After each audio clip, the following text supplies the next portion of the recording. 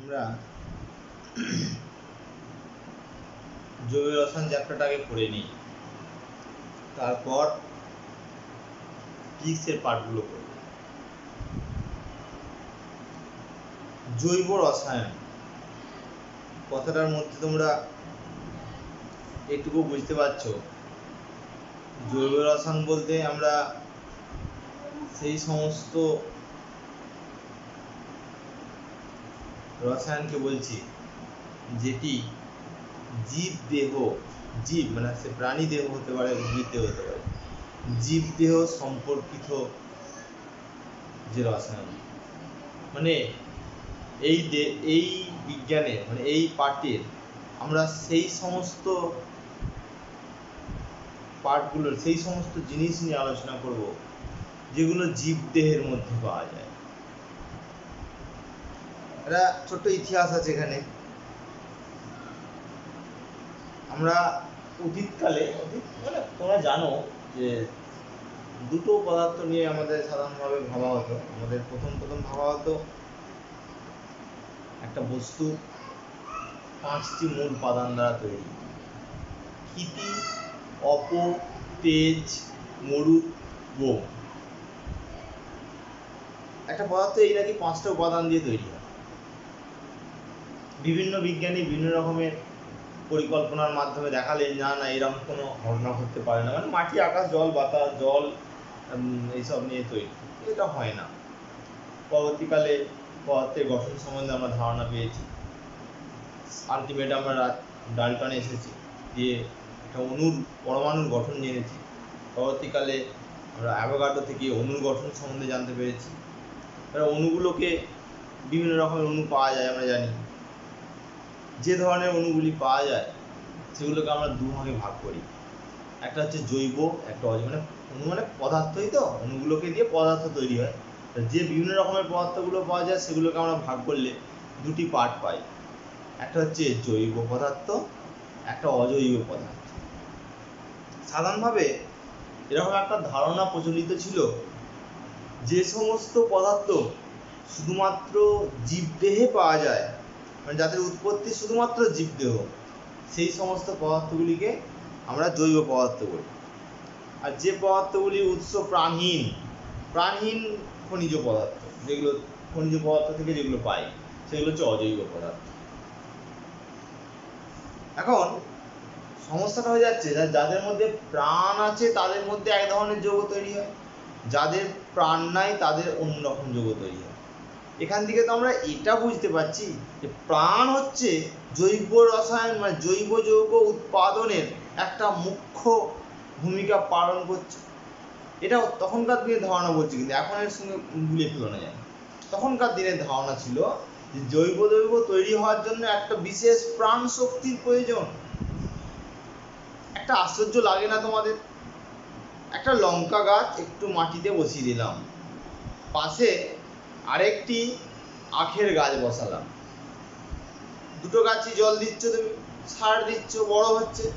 একজন তার রসটার মধ্যে যেটা পাওয়া যাচ্ছে সেটা খুব মিষ্টি, আর একজনের পাওয়া যাচ্ছে সেটা খুব ঝাল, একজনের যে লঙ্কাটি পাওয়া যাচ্ছে। বিভিন্ন গাছ একই জিনিস খেয়ে বাঁচছে, বিভিন্ন ধরনের প্রোডাক্ট তৈরি করছে। কি আশ্চর্য না এগুলো?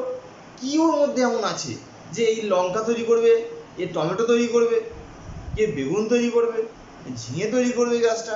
কি এমন ব্যাপারটা ওর মধ্যে আছে? এটাই বলছে প্রাণ শক্তি, যে প্রত্যেকের মধ্যে আলাদা আলাদা প্রাণ শক্তি। এই প্রাণ শক্তি আছে বলেই তারা বিভিন্ন বিভিন্ন ধরনের যৌগ তৈরি করে। জানো, প্রাণ শক্তির উপরে ভাইটাল ফোর্স বলি আমরা, ভাইটাল ফোর্স, প্রাণ শক্তি তত্ত্ব। এই প্রাণ শক্তির তত্ত্ব বা মতবাদ এখন বর্তমানে গণ্য হয় না। কেন হয় না সেটা আমি বলছি, তার আগে একটা ছোট্ট কথা বলি। এসে গেল যখন প্রাণ শক্তি, তোমরা হোমিওপ্যাথি চিকিৎসা শাস্ত্র সম্বন্ধে শুনেছ, and these parts of আমাদের যে চিকিৎসা শাস্ত্র আর কি, এটা দাঁড়িয়ে রয়েছে মেডিকেল সায়েন্স, তার যে পার্ট, হোমিওপ্যাথি যে part, depends only vital force theory. It is the main theory of homoeopathy. বলছে তোমার জ্বর হয়েছে মানে এরকম নয় যে ভাইরাসটা আক্রমণ করেছে, ভাইরাস তো আগেও ছিল, ভাইরাস তো আক্রমণ করছে না। এই যে আমাদের করোনা ভাইরাস সবাইকে আক্রমণ করছে। বলছে 80% লোকের নাকি কোনো রকমের লক্ষণই দেখা যায় না, তাদের বাড়িতেই হচ্ছে করোনা, তারা অটোমেটিক বাড়িতেই ভালো যাচ্ছে। হয়তো একটু জ্বর সর্দি লাগছিল, প্যারাসিটামল খেয়ে যাচ্ছে, যে বড় জ্বর, কেউ কেউ নাও খেতে পারে, কারো কারো তো জ্বরটা হয়নি। তাহলে কারো হচ্ছে কারো হচ্ছে না কেন? তোমরা বলছো না ইমিউনিটি পাওয়ার কারো বেশি, কারো ইমিউনিটি পাওয়ার কম। This is প্রাণশক্তি।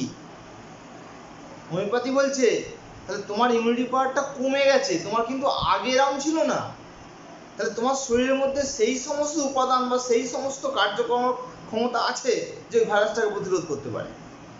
তাহলে আমরা যদি কোনোভাবে ওই প্রতিরোধ ক্ষমতাটা, যেটা তোমার শরীরের মধ্যে থেকে বাদ চলে গেছে বা বন্ধ হয়ে গেছে, সেটাকে যদি আমরা উদ্বুদ্ধ করে দিতে পারি, তাহলে তুমি কিন্তু ওই ভাইরাসের প্রকোপে পড়বে না। তোমরা শুনেছো হয়তো আমাদের ইন্ডিয়া গভর্নমেন্টের যে আয়ুষ ডিপার্টমেন্ট আছে, সেই ডিপার্টমেন্ট একটা ওষুধ প্রেসক্রাইব করেছে। যদি ওষুধটা বলা আমার এখানে উচিত নয়, তোমরা দেখবে, খোঁজ নেবে। বিশেষ ওষুধ বলেছে, যে ওষুধটি নাকি আমাদের প্রাণ শক্তিকে এমন একটা জায়গায় নিয়ে যাবে, মানে আমাদের ইমিউনিটি পাওয়ারকে এমন একটা জায়গায় নিয়ে যাবে যাতে ভাইরাসটা নাকি আক্রমণই করবে না। আক্রমণ করবে কিন্তু আমাদের শরীরে বাসা বাঁধতে পারবে না। ভাইরাসটার প্রতিরোধ ক্ষমতা আমাদের শরীরে তৈরি হয়ে যাবে, এইরকম কিন্তু আমাদের বলা হচ্ছে। এরকম কিন্তু এটা কিন্তু রেজিস্টার্ড মেডিসিন নয়। হোমিওপ্যাথিকে অনেকেই বৈধতা দেয় না, কিন্তু এখন স্টাডি বলছে অন্য কথা। এবং খুব শীঘ্রই আমি দেখেছি, বোধহয় 12 তারিখ বা 14 তারিখে একটা পেপার বেরিয়েছে, সেখানে হোমিওপ্যাথি হচ্ছে চিকিৎসা পদ্ধতি হিসাবে গণ্য করা হয়েছে, বেশ কিছু মেডিসিন বলা হচ্ছে। কারণ সেটা বৈধতা দেয়নি বহু দেশ, ফলে আমরা সেটা মাথা ঘামায় না অনেকেই। যাক, তোমরা ভবিষ্যতে জানবে যে প্রাণ শক্তি হচ্ছে এমন একটা তত্ত্ব যার বিনিময়ে আমরা আমাদের বিশেষ বিশেষ ধর্মগুলোকে আমরা দেখাচ্ছি। রোগ প্রতিরোধ ক্ষমতা কমে দিচ্ছি, কেউ লঙ্কা ঝাল তৈরি হচ্ছে, পেঁপে তৈরি হচ্ছে, লেবু তৈরি হচ্ছে, সব আলাদা আলাদা জিনিস হচ্ছে, অথচ খাচ্ছে তারা একই জল, মাটি, বাতাস, আকাশ সব খাচ্ছে। তাদের মধ্যে একটা বিশেষ প্রাণ শক্তি। তাহলে আমাদের বলছে গাছের মধ্যে বা মানুষের মধ্যে এমন বিশেষ বিশেষ জিনিস তৈরি, যেমন মানুষের মধ্যে ইউরিয়া অটোমেটিক তৈরি হয়ে যাচ্ছে, খাচ্ছি ভাত মুড়ি, তৈরি হচ্ছে ইউরিয়া বিভিন্ন প্রক্রিয়ার মাধ্যমে। তারপরে গাছ লঙ্কা তৈরি হচ্ছে। তাহলে এই যে বিভিন্ন রকম প্রক্রিয়া, কেউ অ্যাসিটিক অ্যাসিড, কেউ ফর্মিক অ্যাসিড, কেউ অক্সালিক অ্যাসিড, এসব তৈরি হচ্ছে। কি করে তৈরি হচ্ছে? আর বিশেষ প্রাণ শক্তির বলে তৈরি হচ্ছে। এরকমই ভাবা হতো, কিন্তু এরকম ঘটতে ঘটতে ভাইটাল ফোর্স থিওরি বললাম, এটা প্রাণ শক্তির তত্ত্ব। তাহলে আমি শুধু হেডিংটা করে রাখি অন্তত, তাহলে পরে বলবো অবস্থা একটু পড়ালেন। এখন খাতায় লিখবে কিনো প্রাণ শক্তি তত্ত্ব বা মতবাদ, প্রাণ শক্তি তত্ত্ব বা মতবাদ, vital force theory, vital force theory, vital force theory. এই থিওরি তাহলে আমাকে বললো যে একটা বিশেষ প্রাণ শক্তির বলে আমাদের উদ্ভিদগুলো বা প্রাণীগুলো খাবার তৈরি করছে, খাদ্য তৈরি করছে, বা তাদের বিভিন্ন উপাদান তৈরি করছে। এখন আমরা এই প্রাণ শক্তিটাকে, যে প্রাণ শক্তির কথা আমরা বলছি, এটাকে আমরা ডিসকার্ড করতে চাইছি। কেন? আমাদের একটা এক্সপেরিমেন্ট করছে বিভিন্ন বিজ্ঞানী, তো নানা রকমের যৌবনী এক্সপেরিমেন্ট করে। এরকমই 1828 খ্রিস্টাব্দে, 1828 খ্রিস্টাব্দে বিজ্ঞানী ভোলার্ড, ভয়োকা লয়াকা র, ভোলার্ড, তিনি অ্যামোনিয়াম সায়ানেটকে নিয়ে গরম করছিলেন।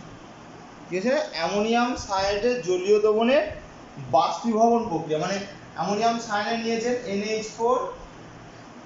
NH4 লিখলে সবসময় ব্র্যাকেট দেওয়া উচিত, না দিলেও চলে, এই যৌগটার ক্ষেত্রে না দিলেও চলে। NH4CnO, অ্যামোনিয়াম সায়ানেট,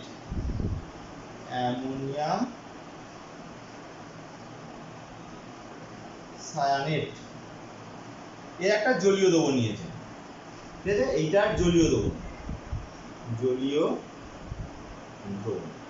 দিয়ে তার জলীয় দ্রবণটা নিয়ে কি করছে, তার জলীয় দ্রবণটাকে নিয়ে তিনি বাষ্পীভবন করছেন,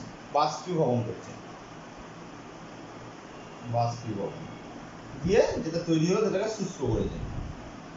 তিনি শুষ্ক করে দেখছেন একটা জৈব যৌগ পাওয়া যাচ্ছে। কিরকম জৈব? যে যৌগটা তৈরি হলো সেটা হচ্ছে ইউরিয়া। হচ্ছে এইভাবে মনে রাখবে, সি ডাবল বন্ড ও, এদিকে একটা NH2, এদিকে একটা NH2, এটা হচ্ছে ইউরিয়া।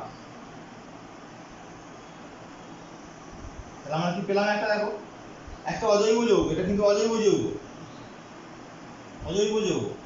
সেই অজৈব যৌগকে যদি আমরা গরম করে দিই, তোমাদের বইতে গরম করাই লেখা আছে, ব্যাপারটা হচ্ছে এরকম নয়, এর জলীয় দ্রবণ নিয়ে বাষ্পীভবন করছিলেন, মানে বাষ্পীভবনে তাপ দিচ্ছিলেন, সেই তাপের পরে যেটা তৈরি হয় সেটা শুষ্ক করেছেন, মানে একবার ড্রাই করে দিয়েছেন, দেওয়ার পরে তৈরি হয়ে গেছে ইউরিয়া, যেটা যৌগটা পেয়েছেন তিনি দুর্ভাগ্যবশত বা সৌভাগ্যবশত পেলেন urea. This is the first compound, first organic compound made বা সিনথেসিস ইন ল্যাবরেটরি।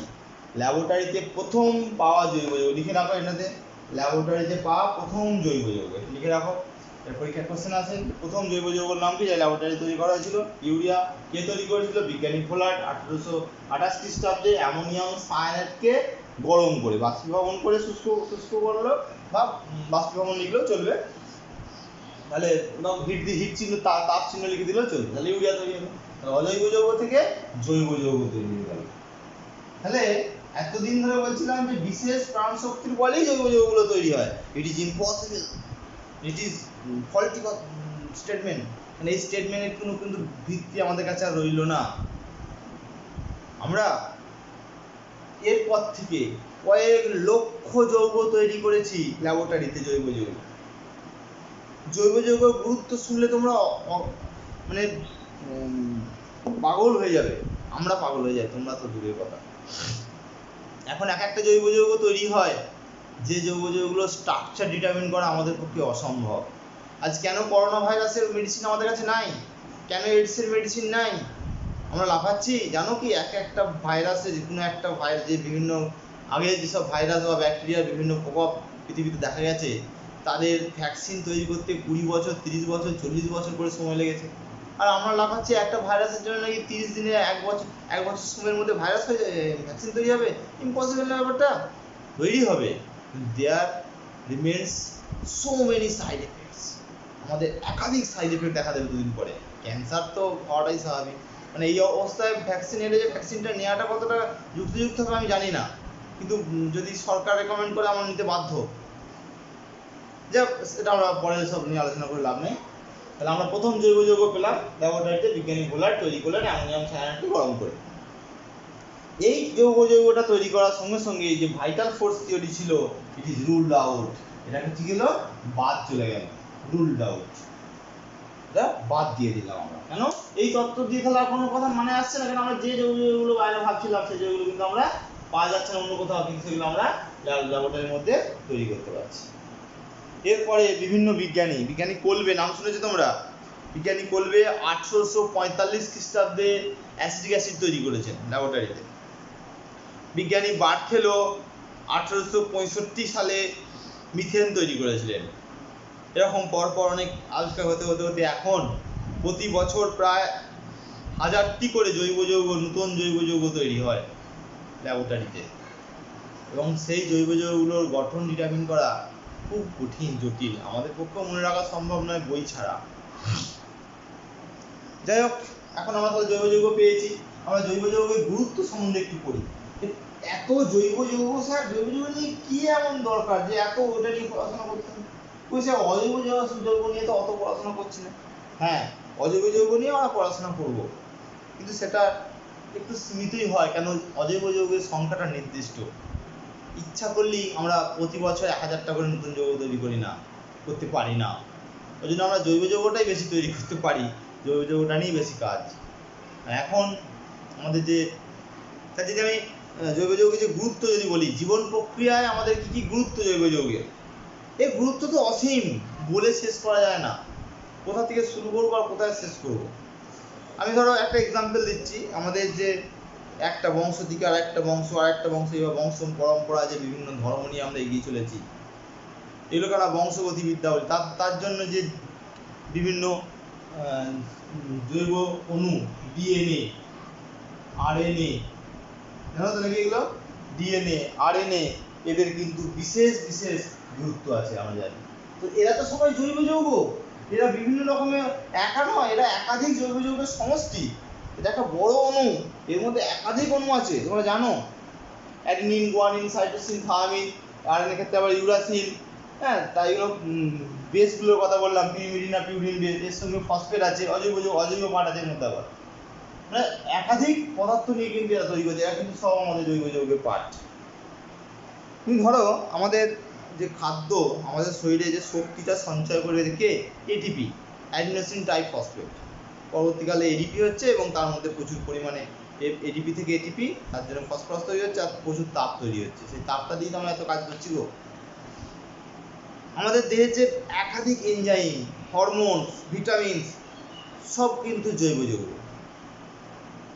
এই জৈব যৌগের উপস্থিতিতেই হিমোগ্লোবিন, মায়োগ্লোবিন এরা কিন্তু কাজ করে, এরা সব জৈব যৌগ। আবার ধরো সালোক সংশ্লেষের জন্য বিশেষ ভূমিকা কারা পালন করছে, এনএডিপি, তোমরা জানোই না, এটিপি, এডিপি, আরইউডিপি। হ্যাঁ, তাহলে এরা কিন্তু প্রত্যেকে, ক্লোরোফিল, হ্যাঁ, এরা কিন্তু প্রত্যেকে কিন্তু একটা করে জৈব যৌগ, বড় বড় জৈব যৌগ। এখন আমাদের চিকিৎসা শাস্ত্র ওষুধ ছাড়া, কার বাড়িতে ওষুধ ছাড়া চলে? একটা বাড়ি আমাকে দেখিয়ে দাও যে বাড়িটায় ওষুধ ঢোকেনি। প্রত্যেকটা বাড়িতে ওষুধ ঢুকেছে, প্রত্যেকটা বাড়িতে। মুড়ির মতো ওষুধ খাই। এই ওষুধগুলো কি? সব জৈব যৌগ, মোস্ট অফ দেম। হোমিওপ্যাথি ওষুধ বেশিরভাগটাই অজৈব যৌগ নিয়ে কাজ, অ্যালোপ্যাথি ওষুধ বেশিরভাগটাই জৈব যৌগ নিয়ে কাজ। কয়েকটা ওষুধ নাম বলে, অ্যান্টিবায়োটিক গুলো, পেনিসিলিন, স্ট্রেপ্টোমাইসিন, হ্যাঁ, অফ্লাক্সাসিন, তোমরা জানো, এরকম প্রচুর নাম জানো। তারপরে অ্যাসপিরিন, প্যারাসিটামল, ইনসুলিন, এরা সব কিন্তু জৈব যৌগ। মানে জৈব যৌগের গুরুত্ব অসীম। এগুলো হলো, এবার আমরা যেগুলো আমাদের নিত্য প্রয়োজনে আসছি, নিত্য প্রয়োজনীয়, কাগজ, রাবার, প্লাস্টিক, এই যে পলিথিনগুলো, পেট্রোলিয়াম, এই যে বিভিন্ন কালার, পিগমেন্ট, এরা কি? সব জৈব যৌগের একটা পার্ট। তুলো, পাট, সব জৈব যৌগ। আমরা খাবারের দিকে যদি যাই, খাবারের মধ্যে কি আছে? কার্বোহাইড্রেট, প্রোটিন, ফ্যাট, সব জৈব যৌগ। গ্লুকোজ, জৈব যৌগ। আবার ঘর মোছার জন্য কি ইউজ করি আমরা? ডেটল, ক্লোরোজাইনিনল, স্যাভলন, ফেনল, সব জৈব যৌগ। বিভিন্ন পোকামাকড় মারার জন্য ডিডিপি, হ্যাঁ, প্যারাথিয়ন, ম্যারাথিয়ন, প্যারাকোয়েট, সব কিন্তু জৈব যৌগ। মানে জাস্ট একটা আলোচনা, জৈব যৌগ কিন্তু ইজ এভরিহোয়ার। আমরা সকালে ওঠা থেকে রাত্রে ঘুম পর্যন্ত জৈব যৌগ ছাড়া ভাবতেই পারি না। আমি যে তোমার সাথে কথা বলছি, জানো কি এটা জৈব যৌগের একটা রাসায়নিক বিক্রিয়ার প্রভাবে হচ্ছে? গ্লুকোজ আছে আমাদের শরীরে সঞ্চিত হয়ে, সেই গ্লুকোজ ওই অক্সিজেন নিচ্ছে, জারিত হচ্ছে, এই কার্বন ডাই অক্সাইডের জল তৈরি হচ্ছে, গ্লুকোজ জৈব যৌগ। তো তাহলে এইরকম ভাবে কিন্তু আমাদের বিভিন্ন রকমের জৈব যৌগ দিয়ে আমরা একটার পর একটা সারাদিনের কাজ করে চলেছি। আমরা এখন জৈব আর অজৈব যৌগ নিয়ে অনেক কিছু কথা বললাম। জৈব যৌগের অণুতে কার্বনের উপস্থিতি আবশ্যক, এটা মনে রাখবে। জৈব যৌগের অণুতে কার্বনের উপস্থিতি আবশ্যক। এখন জৈব যৌগের বিশেষ কিছু ধর্ম সম্বন্ধে আমরা একটু দেখব। আমি এই মাত্র বললাম 1 নম্বর পয়েন্টে যদি বলি, তাহলে জৈব যৌগের বৈশিষ্ট্য আমি লিখছি। হ্যাঁ, তা আমার মতো করে আমি বলবো।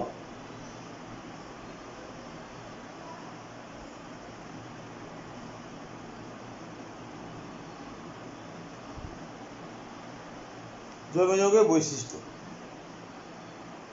1 নম্বর কি বললাম? কার্বনের উপস্থিতি আবশ্যক। কার্বন জৈব যৌগে থাকবেই।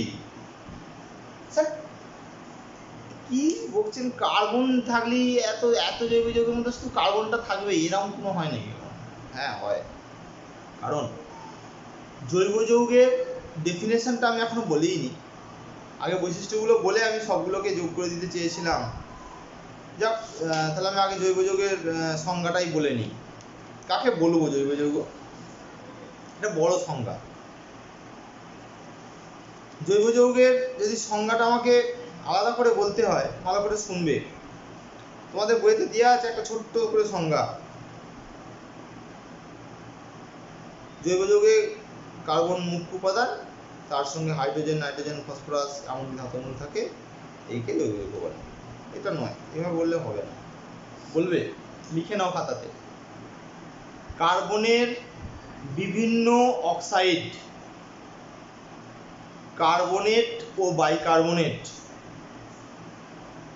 হাইড্রোজেন সায়ানাইড, কি বললাম? কার্বনের বিভিন্ন অক্সাইড, কার্বনের বিভিন্ন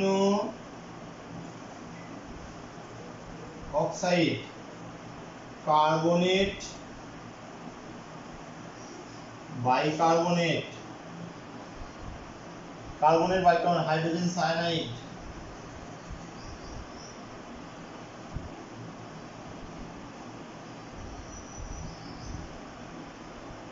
হাইড্রোজেন সায়ানাইড,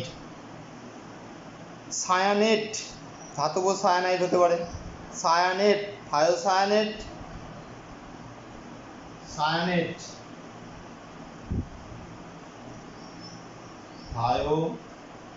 থায়োসায়ানেট, সায়ানেট হতে পারে, থায়োসায়ানেট হতে পারে, থায়োসায়ানাইড হতে পারে।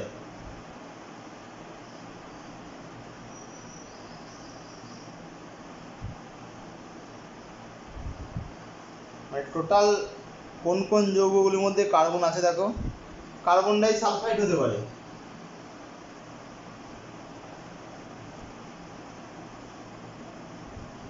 মোটামুটি এই যৌগগুলো বাদে, এই যৌগগুলো বাদ।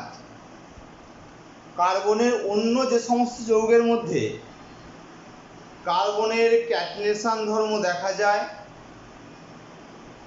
এবং কার্বনের যে সমস্ত যৌগের গলনাঙ্ক ও স্ফুটনাঙ্ক সাধারণত কম, উদ্বায়িতা সাধারণত বেশি এবং যোজ্যতার নিরীক্ষে যে সমস্ত যৌগ সমযোজী প্রকৃতির তাদেরকে আমরা জৈব যৌগ বলবো।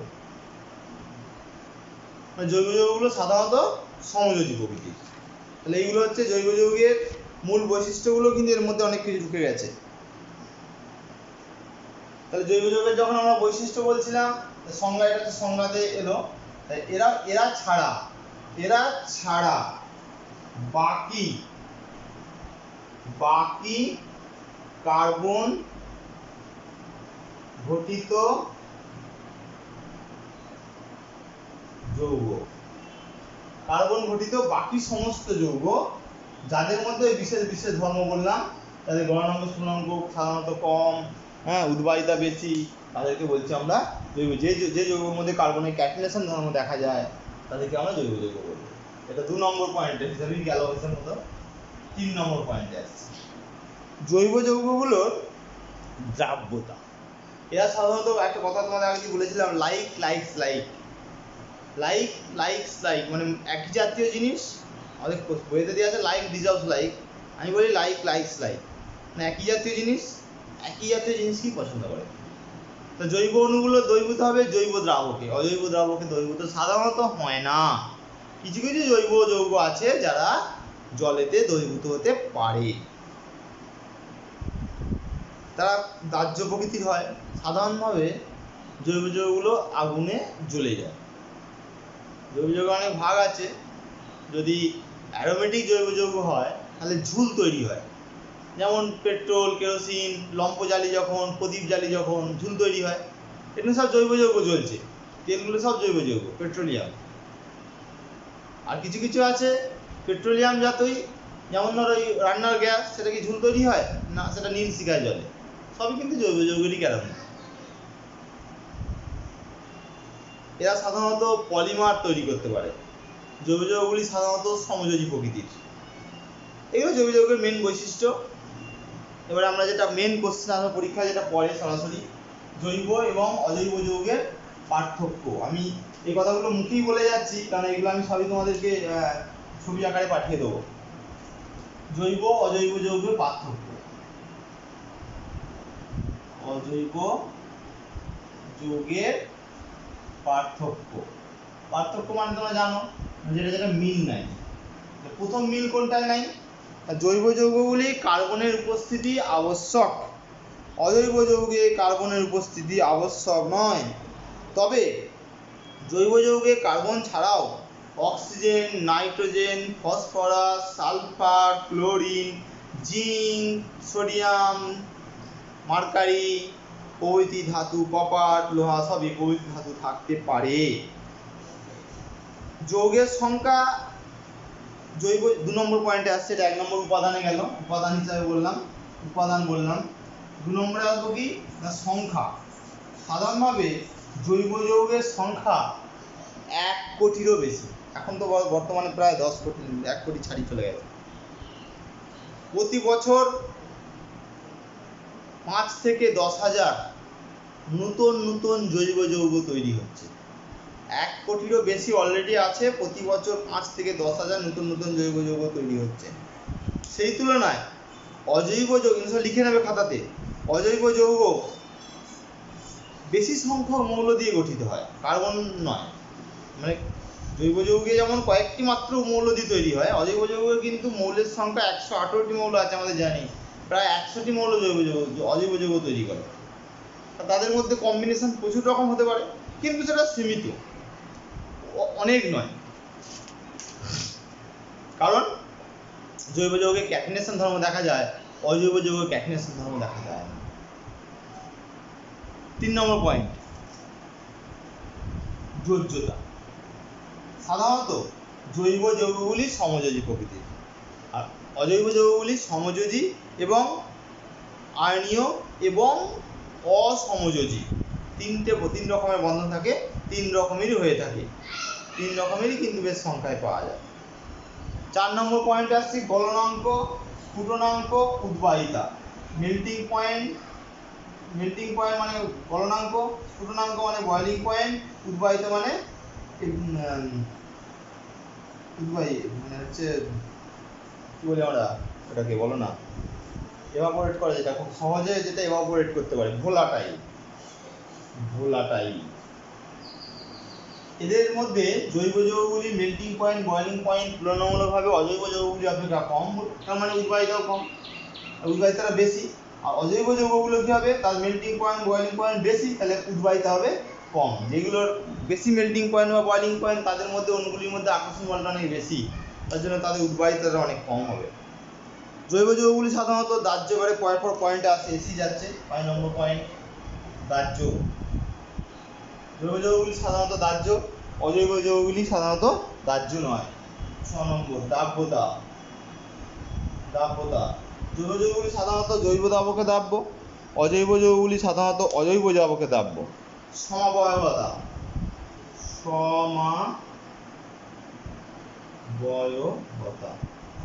মানে কি?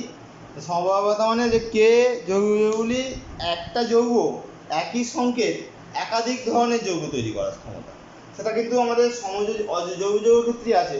অজৈব যৌগের ক্ষেত্রে সমবায়বতা ধর্ম দেখা যায় না, কারণ কার্বনিক ক্যাটিনেশন ধর্ম এখানে থাকে না। তড়িৎ পরিবাহিতা, এবার পরের পয়েন্টগুলো শুধু বলে নিচ্ছি, তোমাদের বইয়েতেও এরকম বেশ কতগুলো 7-8টা পয়েন্ট দেওয়া আছে। জৈব যৌগগুলি পলিমার গঠন করতে পারে, পলিমারাইজেশন, এটা পয়েন্ট করতে পারো তোমরা। 8 নম্বর, পলিমার তৈরি করতে পারে, অজৈব যৌগগুলি সাধারণত পলিমার তৈরি করে না। এরকম পরপর অনেকগুলো পয়েন্ট হলো। এবারে আমরা জৈব যৌগের মেন পার্টে আসছি। এতক্ষণ ধরে প্রায় ভূমিকাটাই হয়েছে, এখনও ভূমিকাই, কিন্তু তবু বেসিক জিনিসটা শিখতে আমরা শুরু করছি আস্তে আস্তে। আমরা জৈব যৌগ পড়তে গিয়ে প্রথমে আমাকে বলেছিলাম এর মুখ্য উপাদান, সেটা কি? মুখ্য উপাদান হচ্ছে কার্বন। কার্বন একটা জৈব যৌগে থাকবেই, এটাই হচ্ছে জৈব যৌগের মুখ্য উপাদান। তাহলে কার্বনের যোজ্যতা, বলো কার্বনের যোজ্যতা কত? বলো। কার্বন হচ্ছে K2L4। এল কক্ষে 4টি ইলেকট্রন, বহিস্থ কক্ষ এল, তো বহিস্থ কক্ষ এল, 4টি ইলেকট্রন আছে, 4টি ইলেকট্রন থাকার ফলে কার্বনের যোজ্যতা কত হবে? 4। যোজ্যতা হচ্ছে 4। তাহলে কার্বনের 4টে যোজ্যতা কোন দিকে বিন্যস্ত থাকবে, খুব ইম্পর্টেন্ট। আমাদের প্রত্যেকটি পরমাণু চাইছে, প্রত্যেকটি বন্ধন চাইছে আরেকটি বন্ধনের সঙ্গে বিকর্ষণ করতে। স্বাভাবিকভাবে আমি যেখানে দাঁড়িয়ে আছি, আমি এর পাশে আর 4জনকে দাঁড়াতে দেবো? এখন আবার করোনা ভাইরাস, লোক ছাতা নিয়ে ঘুরছে কেন? Social distancing. খুব ভালো পন্থা আবিষ্কার করেছে মানুষ, কিন্তু মানুষের মাথায় এত বুদ্ধি, সরকার এত কিছু ভাবতে পারেনি। সরকার নোটিশ দিতেই পারতো সবাইকে ছাতা নিয়ে বেরোতে হবে, অত মাস্ক পরা দরকার, মাস্ক পরবে আর ছাতা নিয়ে বেরোতে হবে। ছাতা নিয়ে বেরোলে সবাই, ছাতা মানে 1.5 ফুট, ও 1.5 ফুট 3 ফুট দূরে দূরেই সবাই ঘুরবে, কেউ ছাতা বেরিয়ে যাবে না। খুব ভালো সোশ্যাল ডিস্টেন্সিং এর একটা এক্সাম্পল। যাই হোক, আমরা যেটা বলতে চাইছি যে আমি কেন চাইছি আমার থেকে ম্যাক্সিমাম ডিস্টেন্স থাকুক, কেননা আমার সঙ্গে কারো রিপালশন যেন না, so as to minimize my repulsion with another person, আমার সঙ্গে তার ধাক্কা খাওয়াটা যেন রোধ হয়, মানে কম হয়। তাহলে সেই কম হওয়ার জন্য কার্বনের 4টে যোজ্যতা ত্রিমাত্রিক দেশে, কথাগুলো খুব মন দিয়ে শোনো, ত্রিমাত্রিক দেশে এমনভাবে বিন্যস্ত থাকবে, 4টে যোজ্যতা বলেছি মানে অ্যাকচুয়াল 4টে কক্ষকের কথা বলছি, ত্রিমাত্রিক দেশে এমনভাবে বিন্যস্ত থাকবে যে এই যোজ্যতাগুলির মধ্যে, মানে এই কক্ষকগুলির মধ্যে রিপালশনটা মিনিমাম হয়। একটা চিত্রের মাধ্যমে এটা খুব ভালো তোমাদেরকে বোঝানো যায়। আমি একটা মডেল দেখাচ্ছি তোমাদেরকে।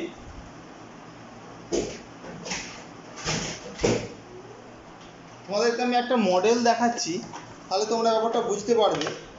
ধরো এটা একটা কার্বন পরমাণু, তোমরা দেখতে পাচ্ছ, এটা একটা হাইড্রোজেন, একটা যোজ্যতা পূর্ণ করলো। তাহলে আমি করতে পারি কি, ভালো করে দেখো, আমি 4টে হাইড্রোজেন নিলাম, দিয়ে এই পর এইখানে একটা দিতে পারি, এইখানে একটা দিতে পারি, এইখানে একটা দিতে পারি, এখানে একটা দিতে পারি, 4টে চারদিকে হয়ে গেল, খুব সুন্দর দেখতে লাগছে। কিন্তু স্যার এদের মধ্যবর্তী কোণ তখন কত করে? 4টে আমি একটা প্লেনের মধ্যে রেখে যাবি, কত করে? 90 ডিগ্রি করে। আমি কি বলেছি? এমনভাবে বিন্যস্ত থাকার চেষ্টা করবে যাতে এই পরমাণুগুলোর মধ্যে দূরত্ব ম্যাক্সিমাম হয়, মানে রিপালশনটা সবথেকে কম হয়। তাহলে এই যোজ্যতা কিভাবে থাকবে, কিভাবে থাকলে সব থেকে দূরত্বটা ম্যাক্সিমাম হবে?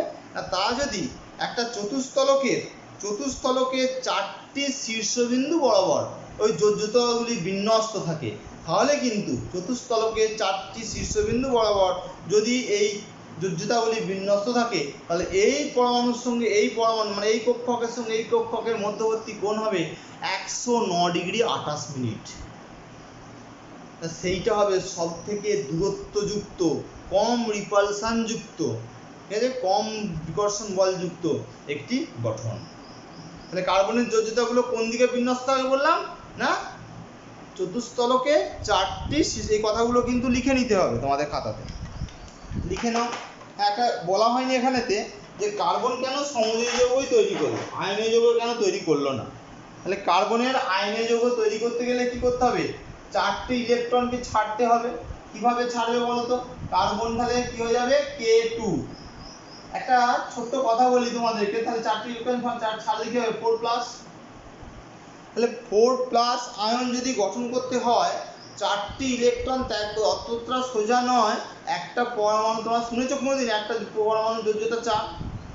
খুব কম পরমাণু দেখা গেছে এখন। তার মানে এই 4টি ইলেকট্রন একটা পরমাণুর বহিস্থ কক্ষ থেকে সরিয়ে ফেলা অত সোজা নয়। আবার কার্বন যেহেতু এরকম বলতে পারি, কার্বন তৈরি ঋণাত্মক স্যার, 4টি ইলেকট্রন ঢুকিয়ে দেবো ওকে, তাহলে C4- করবো। 4- করতে কি হবে? K2L8। আমরা জানি L8 হয়ে যাচ্ছে স্থায়ী ইলেকট্রন বিন্যাস। আবার তো স্থায়ী ইলেকট্রন বিন্যাস ছুটছি, হয় K2 হবে অথবা L8 হবে। K2 হতে গেলে 4টি ইলেকট্রন ত্যাগ করতে হবে, আর L8 হতে গেলে 4টি ইলেকট্রন গ্রহণ করতে হবে। তাহলে 4টি ইলেকট্রন গ্রহণ করা মানে বহিস্থ কক্ষে 4টি ইলেকট্রন গ্রহণ করবে। এই বহিস্থ কক্ষে 4টি ইলেকট্রন গ্রহণ করা বাবা অত সোজা নয় যে 4- 4টি ইলেকট্রনকে সে গ্রহণ করতে পারবে। কেন না, আমার একটা ঘর আছে, আমার প্রোটনের সংখ্যা আছে, আমার 6টি প্রোটন আছে, 6টি ইলেকট্রন আছে, প্রতিটি প্রোটন ইলেকট্রনগুলিকে আকর্ষণ করছে। তাহলে একটা সুস্থিত ঘর সংসার তৈরি হয়েছে। এখানেতে কোনো কারণে একজন সংসারের মেম্বার বেড়ে গেল। কোথায় বেরোলো? না, বাইরের দিকে থাকছে ইলেকট্রনগুলো, সেখানে একটা ইলেকট্রন এসে গেল। তাহলে এখানে যে আমাদের কর্তাগুলো বসে রয়েছে, কর্তাগুলো কারা? না, আমাদের প্রোটনগুলো হচ্ছে গোটাটাকে কন্ট্রোল করে ইলেকট্রনগুলোকে। এইগুলো কর্তা হচ্ছে প্রোটন। সেখানে বিভিন্ন রকমের ছেলেপুলে বাকি সবগুলো হচ্ছে বিভিন্ন কক্ষে থাকে। আস্তে আস্তে যদি একটা করে ছেলেপুলে বাড়তে আরম্ভ করে তাহলে কী হবে, কর্তার সংখ্যা একই, ইনকামের সংখ্যা একই, সংখ্যা বেড়ে যাচ্ছে, তাহলে কর্তা এদিকে ভালো করে খাওয়াতে পারবে না। তখন কী হবে, কর্তা ওই বাকি যে এক্সট্রা যে ইলেকট্রনগুলো এলো তাদের প্রতি তাদের যে দায়বদ্ধতা সেটা কমে যাবে, মানে এইটা হবে না, সে 4টি ইলেকট্রনকে নেবে না, সোজা কথা। মানে নিউক্লিয়াসের যে ইলেকট্রন প্রোটনগুলো থাকে সেই প্রোটনগুলো এক্সট্রা অতগুলো ইলেকট্রনকে কন্ট্রোল করতে পারবে না, একটা দুটো ইলেকট্রন হলে গ্রহণ করতে পারবে। যেহেতু একটা দুটো ইলেকট্রন গ্রহণ করে সে স্থায়ী ইলেকট্রন বিন্যাস পাচ্ছে না, সে তাহলে একটা দুটো ইলেকট্রন গ্রহণ করবে না, অনেকগুলো ইলেকট্রন গ্রহণ করার চেষ্টা করবে। অনেকগুলো ইলেকট্রন গ্রহণ করার চেষ্টা করা মানে সে কি করবে, কি 4টি ইলেকট্রন গ্রহণ করবে, 4 মাইনাস করবে। 4টি ইলেকট্রন গ্রহণ করা বললাম একবারে অসম্ভব, প্রোটনের সংখ্যা যেহেতু বাড়েনি তাই বহিস্থ কক্ষে অতগুলো মোট 10টা ইলেকট্রনকে 6টা প্রোটন কন্ট্রোল করতে পারে না, তখন কি হবে, ওই যৌগটাও তৈরি হয় না। ওই জন্য কার্বন কোনো আয়নীয় যৌগ তৈরি করে না, এরা ওই 4টি ইলেকট্রন যে আছে অপর কোনো পরমাণুর সহিত, 4টি ইলেকট্রন অপর কোনো পরমাণুর আলাদা আলাদা 4টি ইলেকট্রনের সহিত সমযোজী বন্ধনের মাধ্যমে আবদ্ধ হয়ে জৈব যৌগ গঠন করে। আমি এটাই বললাম। তাহলে আমি কি বলছি, কার্বনের যে যোজ্যতাগুলো আছে তারা কখনোই একই সমতলে থাকে না। তারা কিভাবে থাকে, তাদের এই যোজ্যতাগুলি ত্রিমাত্রিক দেশে সুষমভাবে বিন্যস্ত থাকে। ত্রিমাত্রিক দেশে সুষমভাবে যে বিন্যস্ত থাকে বলছি, সেটা যদি আমরা চিত্রের মাধ্যমে বলি তাহলে বলতে হবে সুষম চতুস্থলকে 4টি শীর্ষবিন্দুর দিকে প্রসারিত হয়। সুষম চতুস্থলকে 4টি শীর্ষবিন্দুর দিকে প্রসারিত হয় এবং সুষম চতুস্থলকের ঠিক মধ্যবিন্দুটাতে, চতুস্থলক মানে আঁকাটা খুব কঠিন, কার্বন থাকে চতুস্থলকের ঠিক মধ্যবিন্দুতে, তার থেকে ভালো করে লক্ষ্য করো,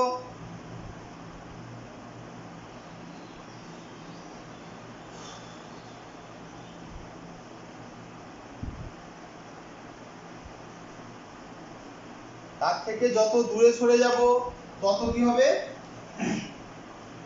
তাহলে 4টি দেবো না, আমি অন্যভাবে দেখাবো, আমি ভাবছি আর কি, এভাবেই তো দেখানো সম্ভব, যেভাবে হয় সেটাই দেখিয়ে দিচ্ছি।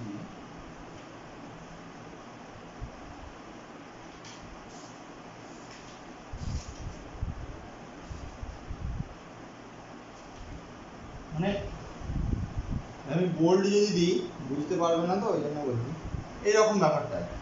একটা চতুস্থলক, এটা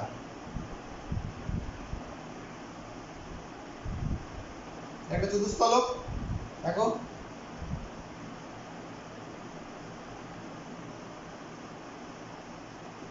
চতুস্থলকের যে শীর্ষবিন্দু মধ্যবিন্দু, সেই মধ্যবিন্দুতে সি, 4টি শীর্ষবিন্দুর বরাবর 4টি যোজ্যতা বিন্যস্ত হয়েছে, 4টি যোজ্যতা 4টি শীর্ষবিন্দু বরাবর বিন্যস্ত আছে।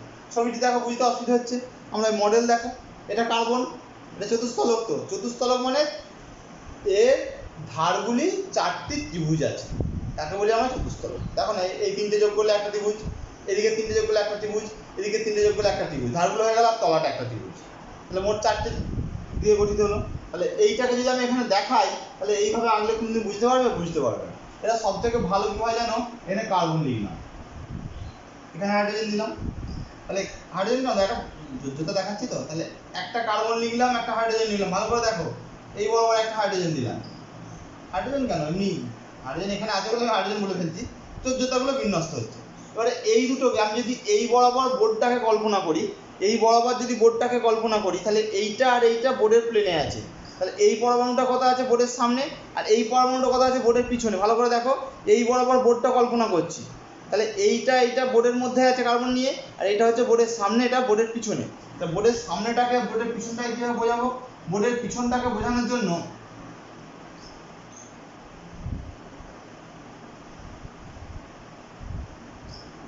একটা যোজ্যতা আর এটা একটা যোজ্যতা। দেখো, এটাকে আমরা 3 ডাইমেনশনাল মডেলে পুরোটা বোঝাচ্ছি। ত্রিমাত্রিক দেশে, আবার বলে দিচ্ছি কথাটা শোনো, ত্রিমাত্রিক দেশে কার্বন একটি সুষম চতুস্থলকের মধ্যবিন্দুতে অবস্থান করে, তার 4টি যোজ্যতার শীর্ষবিন্দু ওই সুষম চতুস্থলকের 4টি শীর্ষবিন্দু বরাবর বিন্যস্ত থাকে। এখন এই যে বিন্যস্ত, এইটা হচ্ছে কি বোর্ডের সামনের দিকে, এটা বোর্ডের পিছনের দিকে, আর এটা হচ্ছে বোর্ডের প্লেনে। এই চারটে যোজ্যতা এইভাবে বিন্যস্ত আছে। তাহলে এর ফলে কি হচ্ছে, এই যে কোণটা মান কত 109 ডিগ্রি 28 মিনিট। তাহলে এইটা হচ্ছে 100 যে কোনো কোণ 109 ডিগ্রি 28 মিনিট প্রত্যেকটাই 109 ডিগ্রি, আমরা যে কোনো পরমাণুর সঙ্গে যে কোনো পরমাণু বন্ধন কোণ কিন্তু 109 ডিগ্রি 28 মিনিট। এটার সঙ্গে এইটাও কিন্তু তাই 109 ডিগ্রি 28 মিনিট। ঠিক আছে, তাহলে এইভাবে কিন্তু আমরা চতুস্তলকীয় মডেলটা বুঝলাম। এখন এই যে চতুস্তলকীয় মডেল বুঝলাম না, ঠিক আছে, এর ফলেতে কার্বন একাধিক যোজ্যতা দেখাচ্ছে, এইভাবে যোজ্যতা দেখিয়ে বিভিন্নভাবে জৈব যৌগ তৈরি করার চেষ্টা করছে। এখন এইভাবে যে জৈব যৌগগুলো তৈরি করছে, এর ফলে আমাদের এখানটা একটু বুঝতে হবে আমাদেরকে ক্যাটিনেশন ধর্ম। তা কার্বন কেন এত রকমের যৌগ তৈরি করছে? ক্যাটিনেশন ধর্মের জন্য যৌগ। এটা হচ্ছে কার্বনের মডেল। মিথেনের ক্ষেত্রেই মেনলি এই গঠনটা প্রযোজ্য হয়, কার্বনের যোজ্যতা দিয়ে মডেল যেটা। এখন আমরা একটু অন্য দিকে যাচ্ছি আলোচনা, কি না ক্যাটিনেশন। কেন এত জৈব যৌগ? দুটো কারণে এত ধরনের জৈব যৌগ পাওয়া যায়, একটা হচ্ছে ক্যাটিনেশন, একটা হচ্ছে সমাবয়বতা। এই দুটো কারণে সমাবয়বতা, এই দুটো কারণে জৈব যৌগের সংখ্যা অসীম বলছি। এখন এই ক্যাটিনেশন ধর্মটা কি? ক্যাটিনেশনের বাংলা বললে হচ্ছে সশৃঙ্খলায়ন। এবার পড়লে ক্যাটিনেশনই পড়ো, সশৃঙ্খলায়ন দরকার নেই।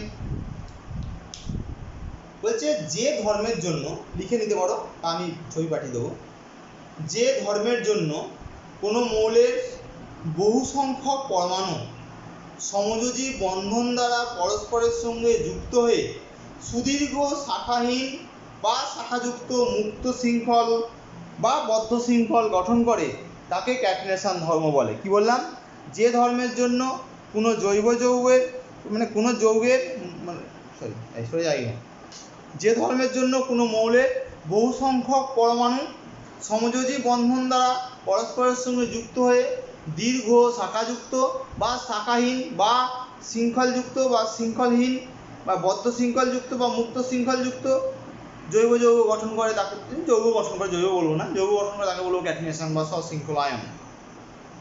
কার্বনের ক্যাটিনেশন ধর্ম আমাদের জানা সমস্ত মৌলের মধ্যে বেশি। কার্বনের ক্যাটিনেশন ধর্ম আমাদের জানা সমস্ত মৌলের মধ্যে বেশি। কার্বনের পরেই আছে সালফার। যাই হোক, তাহলে এত রকমের জৈব যৌগ কারণ কিন্তু দুটো, ক্যাটিনেশন আর সমাবয়বতা। সমাবয়বতা আমরা একটু পরে ব্যাখ্যা করবো, এক্ষুনি নয়, একটু পরে ব্যাখ্যা করছি। তাহলে কীরকম কার্বনের ক্যাটিনেশন ধর্মের ফলে কী কী তৈরি হচ্ছে দেখো। বলে কার্বনের চারটে যোজ্যতা আমরা যদি এমনি লিখতে যাই, আমরা কিন্তু সবসময় এইভাবে লিখবো না, কেন সবসময় এই যৌগ গঠন আঁকা সম্ভব নয়। সিম্পল স্ট্রাকচারে যখন লিখবো কার্বনের চারটে যোজ্যতা চারদিকে দেখিয়ে দেবো, মানে কার্বনের চারটে হাত বলি আমি। এরপরে এই হাতটা অন্য একটা কার্বনের সঙ্গে যুক্ত হতে পারে, যে কার্বনের আবার চারটে হাত মানে এক হাত কিন্তু কমন হয়ে গেল। সমযোজী বন্ধন যখন তৈরি হবে, এর একটা ইলেকট্রন লাগবে, তো দিয়ে একটা বন্ধন তৈরি হচ্ছে, তাহলে একটা মাঝের বন্ধন মানে কার্বনেরও কাউন্ট করবো, এই কার্বনটারও কাউন্ট করবো। এখানে হাইড্রোজেন হয়ে যেতে পারে, এখানে আবার কার্বন হতে পারে, তাহলে এখানে আবার হতে পারে অন্য, এখানে আবার কার্বন হতে পারে, যে দেখো এই কার্বনটা আবার এরকম দুটো সঙ্গে যুক্ত হয়ে, এটা কি হলো শৃঙ্খলযুক্ত গঠন তৈরি হলো। তো এই যে খালি রয়েছে হাতগুলো আবার ইচ্ছা মতো অন্য যৌগ দিতে পারি। আবার এমন হতে পারে কার্বন চারটে যোজ্যতা দেখো, আবার একটা কার্বনের সঙ্গে যুক্ত হলো, আবার একটা কার্বনের সঙ্গে যুক্ত হলো, আবার একটা কার্বনের সঙ্গে যুক্ত হলো, এরকম হতে পারে। আবার এমন হতে পারে কার্বন একটা কার্বনের সঙ্গে যুক্ত হলো, আবার একটা কার্বনের সঙ্গে যুক্ত হলো, আবার একটা কার্বনের সঙ্গে যুক্ত হলো, এই কার্বনটা আবার একটা কার্বনের সঙ্গে যুক্ত হলো, এখানে আবার একটা কার্বনটার সঙ্গে যুক্ত হলো, এখানে আবার কার্বনটা কার্বনের সঙ্গে যুক্ত হলো। এইভাবে শৃঙ্খল কিন্তু একটার পর একটা হয়েই যাচ্ছে, মানে ইচ্ছা মতো আমরা কিন্তু মুক্ত শৃঙ্খল বদ্ধ শৃঙ্খল। তাহলে এটা কি হলো, এটা দেখো স্ট্রেট চেন, এটা হচ্ছে আমরা স্ট্রেট চেন, মানে এখন আমরা কি বললাম শাখাহীন একটা শৃঙ্খল, এটা শাখাযুক্ত একটা শৃঙ্খল, এটা শাখাহীন শৃঙ্খল, এটা বদ্ধ শৃঙ্খল, এগুলো সব মুক্ত শৃঙ্খল। মুক্ত শৃঙ্খলে দুটো ভাগ করেছি আমরা, যেটা শাখাহীন আর শাখাযুক্ত, আর একটা হচ্ছে বদ্ধ শৃঙ্খল। তাহলে এইরকমভাবে একাধিকভাবে কার্বনের সঙ্গে কার্বন অন্য পরমাণুর সঙ্গেও যুক্ত হতে পারে এক সমযোজী এক বন্ধন দ্বারা বা দ্বিবন্ধন দ্বারা যুক্ত হয় অনেক সময়। শুধুমাত্র অক্সিজেনের সঙ্গে কার্বনের সঙ্গে যুক্ত হবে তার কোনো মানে নেই, অন্য পরমাণুর সঙ্গেও কিন্তু কার্বন এইভাবে যুক্ত হতে পারে। এর ফলেতে কিন্তু কার্বন একাধিক জৈব যৌগ গঠন করছে। কোশ্চেন আসবে তাহলে কার্বনের ক্যাটায়নিক ধর্ম কাকে বলে? কার্বনের কোন ধর্মের জন্য একাধিক জৈব যৌগের উপস্থিতি লক্ষ্য করা যায়? একটু দেখাও, এরকম কিছু বলতে পারে। এখন একটা কার্বন বিভিন্ন রকমের জৈব যৌগের যে আমরা ভাগ, সেই ভাগের দিকে যাই, তাহলে ব্যাপারটা বুঝতে পারবে।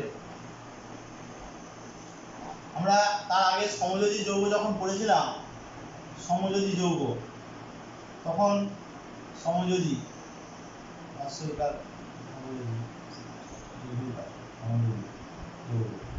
যখন পড়েছিলাম, সেইখানে আমরা কিন্তু সমযোজী বন্ধন পড়েছিলাম, মনে আছে নিশ্চয়ই? সমযোজী বন্ধন, এই সমযোজী বন্ধনকে আমরা বিভিন্ন ভাগে ভাগ করেছিলাম। আমাদের প্রধান যেগুলো আছে, সমযোজী এক বন্ধন ছিল, মনে করে দেখো, একটা দ্বিবন্ধন ছিল, একটা দ্বিবন্ধন ছিল। আমি এইমাত্র বললাম কার্বনগুলো সিঙ্গেল বন্ড বা দ্বিবন্ধন, মানে কার্বনগুলি সমযোজী বন্ধন দ্বারা পরস্পরের সঙ্গে যুক্ত হয়ে শৃঙ্খলাকার যৌগ গঠন করে বা শৃঙ্খলাহীন যৌগ গঠন করে। তাহলে সমযোজী যৌগ তো 3 রকমের, তা 3 রকমের বন্ধন দ্বারাই কার্বন পরমাণু যৌগ তৈরি হতে পারে। এমন দেখো, আমি কয়েকটা যৌগ যদি আঁকি তাহলে বুঝতে পারবে। এই এক বন্ধন দ্বারা গঠিত জৈব যৌগের যদি আমরা নাম দিই মিথেন, এক বন্ধন আছে, তার নাম হয় অ্যালকেন। সবগুলো যদি এক বন্ধন থাকে তার নাম হবে অ্যালকেন। অ্যালকেন, আমি এক্ষুনি অন্য একটা ভাগ করব, জৈব যৌগের শ্রেণীবিভাগ করবো আমি। অ্যালকেন হিসাবে দুটো এক্সাম্পল আমি দিচ্ছি। মিথেন মানে মিথেন, যেমন গঠন লিখবো সেইভাবে শিখবে। CH4 আমরা বলি, এটা যদি খুলে লিখি আমরা গঠনটা কি পাবো? 4টে হাতে 4টে হাইড্রোজেন, এটা হচ্ছে মিথেন। নিশ্চয়ই গঠনগুলো সুন্দর করে বুঝতে পারছো। এবার আসছে আমরা ইথেন, অবশ্যই ক্ষয়িকা যন্ত্র ইথেন, মানে CH3 CH3, এগুলো একটা করে বক্স করছি আমি। এই গঠনটা যদি আমরা খুলে লিখি গঠনটা কি পাবো? কার্বনের সঙ্গে কার্বন, এই হাইড্রোজেন হাইড্রোজেন হাইড্রোজেন হাইড্রোজেন সবগুলো, বাকিগুলো সব হাইড্রোজেন দিয়ে দেবো। কার্বন কার্বন দিলাম, দুটো কার্বন দিয়ে শৃঙ্খল তৈরি করলাম, সব হাইড্রোজেন দিয়ে দিলাম, এটা হচ্ছে ইথেন। দ্বিবন্ধনযুক্ত একটা যৌগ আসছে, তার নাম হয় অ্যালকিন। দ্বিবন্ধন মানে তার মধ্যে এরকম নয় যে সমস্ত পরমাণুগুলোর মধ্যে দ্বিবন্ধন বর্তমান, যৌগটির মধ্যে অন্তত পক্ষে একটি দ্বিবন্ধন বর্তমান, এটা মাথায় রাখবে। দ্বিবন্ধন মানে এরকম নয় যে জৈব যৌগটা সব পরমাণুগুলোর মধ্যে দ্বিবন্ধন আছে, অন্তত পক্ষে একটি দ্বিবন্ধন বর্তমান, তাকে বলবো আমরা দ্বিবন্ধনযুক্ত অ্যালকিন। অ্যালকিন অ্যালকিন আমরা একটা করে এক্সাম্পল দেবো বলেছি। তাহলে ইথিনের না, আমি দিচ্ছি আমরা ethylene. Ethylene CH2 double bond CH2, আমরা একটা ব্র্যাকেটের মধ্যে রাখতে চেষ্টা করছি। গঠনটা কিরকম? কার্বনের সঙ্গে কার্বনের দ্বিবন্ধন আছে এখানে, আর বাকি দুটো হাইড্রোজেন আছে, হাইড্রোজেন হাইড্রোজেন। লিখে নেওয়া আপাতত সব। ত্রিবন্ধন যুক্ত করা আছে অ্যালকাইন, 3টে বন্ধন, একটা কোনো একটা যৌগটার মধ্যে অন্তত একটি দ্বিবন্ধন থাকবে, অ্যালকাইন। অ্যালকাইন তাহলে CH ট্রিপল বন্ড থাকবে বলেছি, অ্যালকাইন ত্রিবন্ধন। কিরকম গঠন? C triple bond CH। আমি একটা বিশেষ তত্ত্ব তোমাদের কাছে দিচ্ছি, মনে থাকলে মনে থাকবে, না থাকলে না থাকবে, একটু মনে রাখবে। হ্যাঁ, রাখলে ভালো হয়। এই মাধ্যমিকে তো আসবে না 100%, 200%, 1000% গ্যারান্টি, তো জেনে রাখো। অ্যালকেনের ক্ষেত্রে মানে আমি এই যে কার্বনগুলো তো বিভিন্ন রকম, কোনো একটা দ্বিবন্ধন, কোনো একটা ত্রিবন্ধন, এদের আমরা একটা সংকরায়ন বলে ব্যাপার বলি। আমরা কি বলি? সংকরায়ন। 3 রকমের হয়, একটা হচ্ছে sp, ছোট হাতের s, হ্যাঁ, sp3 হতে পারে, sp2 হতে পারে, আর sp হতে পারে। কিসের বেসিসে স্যার ভাগ করেছি? না, কার্বনের সঙ্গে কতগুলি এক বন্ধন আর কতগুলি দ্বিবন্ধন আছে তার বেসিসে ভাগ করেছি। কোনো একটি কার্বনে বেশি বলা হয়ে যাচ্ছে, অত মনে রাখতে হবে না। অ্যালকেনের ক্ষেত্রে মনে রাখবে এটা sp3 হচ্ছে, হাইব্রিডাইজেশনটা sp3। অ্যালকিনের ক্ষেত্রে মনে রাখবে সেটা sp2 হয়, আর অ্যালকাইনের ক্ষেত্রে মনে রাখবে sp হয়, মনে রাখবে। মিথেনের ক্ষেত্রে sp3, হ্যাঁ অ্যালকেন মানে sp3 হবে, মানে এটা বলতে গেলে অনেক কিছু বলতে হয়ে যায় আর কি, অতটা এখন আমি এখানে বলতে চাইছি না, ইনক্লুড করতে চাইছি না। আমি যখন তোমাদের ক্লাস নেবো এমনি আলাদা করে হোয়াটসঅ্যাপে, তখন আমি এগুলো বলে দেবো একবার। বিশেষ তো এগুলো এক্সট্রাগুলো এখানে অত বলে লাভ নেই। তাহলে কি বললাম মনে রাখবে যে অ্যালকেন, অ্যালকিন, অ্যালকাইন তিনটে ভাগ করলাম। অ্যালকেনে এক বন্ধন সব, অ্যালকিনেতে অন্তত একটি দ্বিবন্ধন, অ্যালকাইনে অন্তত একটি ত্রিবন্ধন। এখন এই যে এগুলো দেখো প্রত্যেকে কিন্তু যোজ্যতা অষ্টক পূর্তি হয়েছে তবেই কিন্তু দ্বিবন্ধন ত্রিবন্ধন। দেখো এক্ষেত্রে দেখো কটা হয়েছে, কার্বন 4টে বন্ধন, 4 দুগুণে 8টা, আমি জানি। 2টো ইলেকট্রন, এখানে 2টো ইলেকট্রন, এখানে 2টো ইলেকট্রন, এখানে 2টো ইলেকট্রন, বুঝতে পেরেছো? 4টে ইলেকট্রন। এবার আমি যদি এটার ক্ষেত্রে আসি, দেখো আমি এটার ক্ষেত্রে আসি, মুছে দিচ্ছি। 2টো ইলেকট্রন, এখানে 2টো ইলেকট্রন, এখানে 2টো ইলেকট্রন, এখানে 2টো ইলেকট্রন, এখানে 2টো ইলেকট্রন, এখানে 2টো ইলেকট্রন, এখানে 2টো ইলেকট্রন। এটা দেখো 2 4 6 8, এক্ষেত্রে দেখো 2 4 6 8, এই ওই তো 2 জায়গায় গণনা করবো, তাহলে সবাই কিন্তু অষ্টক পূর্তি অবস্থায় রয়েছে। এটার ক্ষেত্রে স্যার কি করে অষ্টক পূর্তি করছেন, এটা মুছছি। দেখো 2টো ইলেকট্রন, 2টো ইলেকট্রন, উপরে 2টো ইলেকট্রন, নিচে 2টো ইলেকট্রন। আমি এগুলো তো গঠনে আমরা এঁকে এসেছি, আমরা যখন বন্ধন করেছি তখন এগুলো এঁকেছি আমরা, বন্ধনে তো এগুলো তো ছিল। আর এর ক্ষেত্রে কি হচ্ছে, অনেকের ক্ষেত্রে তড়িৎ বিশ্লেষণ চ্যাপ্টারটি পড়া হয়নি, আমি ভুলে গিয়েছিলাম। আমি তড়িৎ বিশ্লেষণের একটা ভিডিও করে এভাবে তোমাদের কিন্তু যাদের যাদের পড়া হয়নি তাদের পড়িয়ে দেবো। দেখো প্রত্যেকটা কার্বন এক্ষেত্রে দেখো 2 4 6 2 8টা, তাহলে 8টা 8টা 8টা করে আমাদের কিন্তু ইলেকট্রন হয়ে গেল। তার মানে সে কিন্তু অষ্টক পূর্তি করে ফেললো। অষ্টক পূর্তির জন্যই কিন্তু এই ঘটনা ঘটছে। তাহলে যদি কোনো যৌগে সবগুলি এক বন্ধন থাকে তাকে বলি আমরা সম্পৃক্ত যৌগ। তাহলে আমি এখন এবারে যৌগে দুটো ভাগে ভাগ করছি, একটা হচ্ছে সম্পৃক্ত যৌগ, তবে একটু জল আনিয়ে, একটা অসম্পৃক্ত যৌগ। অসম্পৃক্ত যৌগ, সম্পৃক্ত যৌগ কারা? সম্পৃক্ত যৌগ হচ্ছে যে সমস্ত জৈব যৌগে সমস্ত বন্ধন সমযোজী এক বন্ধন, সেই সমস্ত জৈব যৌগকে বলি আমরা সম্পৃক্ত যৌগ। অসম্পৃক্ত যৌগ কারা? যে সমস্ত জৈব যৌগে দাও, যে সমস্ত জৈব যৌগে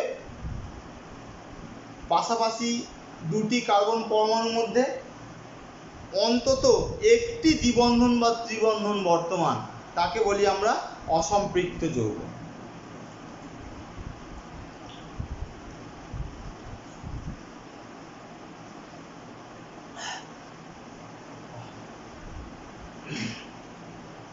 জৈব যৌগ কাকে বললাম? সম্পৃক্ত জৈব যৌগ কাকে বললাম না, যে সমস্ত জৈব যৌগের অণুতে পাশাপাশি থাকা সবগুলি কার্বন পরমাণু নিজেদের মধ্যে এক বন্ধনে যুক্ত থাকে তাকে সম্পৃক্ত যৌগ বলে।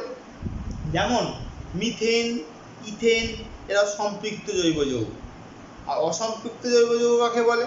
যে এই ক্ষেত্রে জৈব যৌগের অণুগুলি, জৈব যৌগের যে অণুগুলি পাশাপাশি দুটি কার্বন পরমাণুর মধ্যে অন্তত একটি দ্বিবন্ধন বা ত্রিবন্ধন বর্তমান। মানে কোনো জৈব যৌগে দ্বিবন্ধন বা ত্রিবন্ধন থাকলে তাকে বলবো অসম্পৃক্ত যৌগ।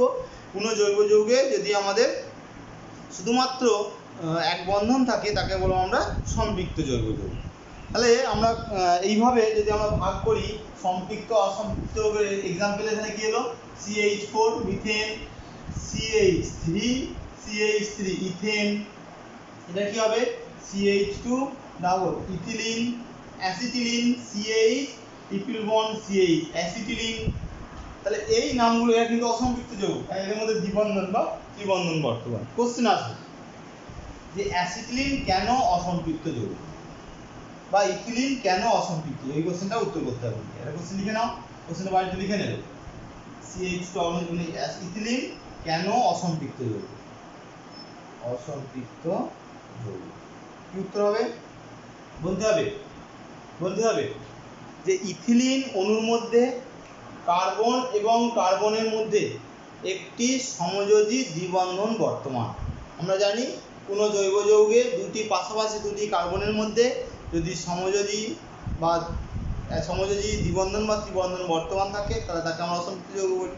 যেহেতু অ্যাসিটিন ইথিলিন অণুর মধ্যে একটি কার্বন কার্বনের মধ্যে দ্বিবন্ধন বর্তমান, তাই ইহাকে আমরা অসম্পৃক্ত জৈব যৌগ বলবো। এখন আমি এখানে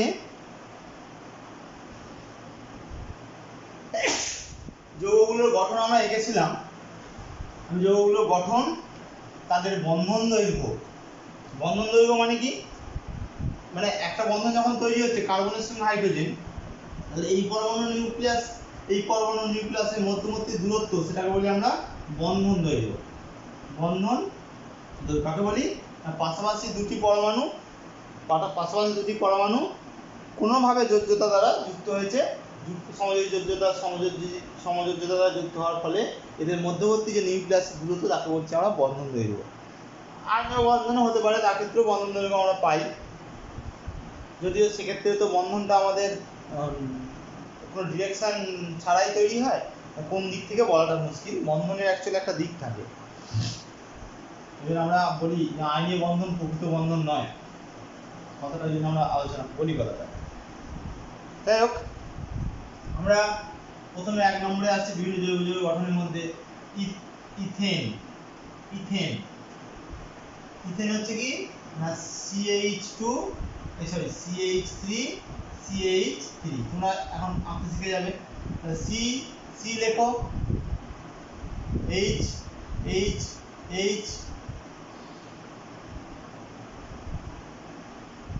এটা যদি আমি আঁকি, আঁকাটা তোমাদের পছন্দ হয় না, হওয়াটাই স্বাভাবিক, কেননা এক্ষেত্রে যে কার্বনগুলোর কথা বলছি এগুলো কিন্তু সব sp3 হাইড্রোজেন 109 ডিগ্রি 28 মিনিট বন অ্যাঙ্গেল।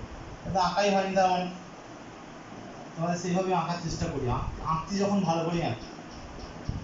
H কার্বন দিলাম, একটা দিলাম dot dot dot dot dot dot dot dot dot, এই নিশ্চিতভাবে একটা বোল্ড দিয়েও কিন্তু এইচই হবে। বোল্ড মানে কি বলেছি? বোর্ডের সামনের দিকে। আর আমি ছবি মডেল দেখি বলেছি, মডেলটা আবার প্রয়োজন দেখে নাও, বিস্তার যদি না হয় দেখে নাও। এই কার্বন, এইটা ধরে নিচ্ছি কার্বন, তাহলে এখানটা আমি একটা কার্বন দিয়ে দিচ্ছি। আমি গঠনটা এখানে এঁকে তোমাদেরকে তৈরি করেও দেখাচ্ছি। আর এইটা হচ্ছে সামনের দিকে আছে হাইড্রোজেন, এটা হচ্ছে পিছনের দিকে হাইড্রোজেন। এটা হচ্ছে বোর্ডের মধ্যে পড়েছে, হ্যাঁ, বোর্ডের পিছনের দিকে এটা, বোর্ডের সামনের দিকে এটা, বোর্ড বরাবর এইটা হাইড্রোজেনটা, আর একটা কার্বন আছে। এই কার্বনেরও কিন্তু 4টে যোজ্যতা বলেছে, আমি 3টে, তাহলে একটা যোজ্যতা এই বরাবর আছে, তাহলে বাকি 3টে যোজ্যতা কোন বরাবর থাকবে? তাহলে একটা থাকবে এই বরাবর হাইড্রোজেন, একটা থাকবে এইখান বরাবর হাইড্রোজেন, আর এখানে থাকবে একটা এই বরাবর হাইড্রোজেন।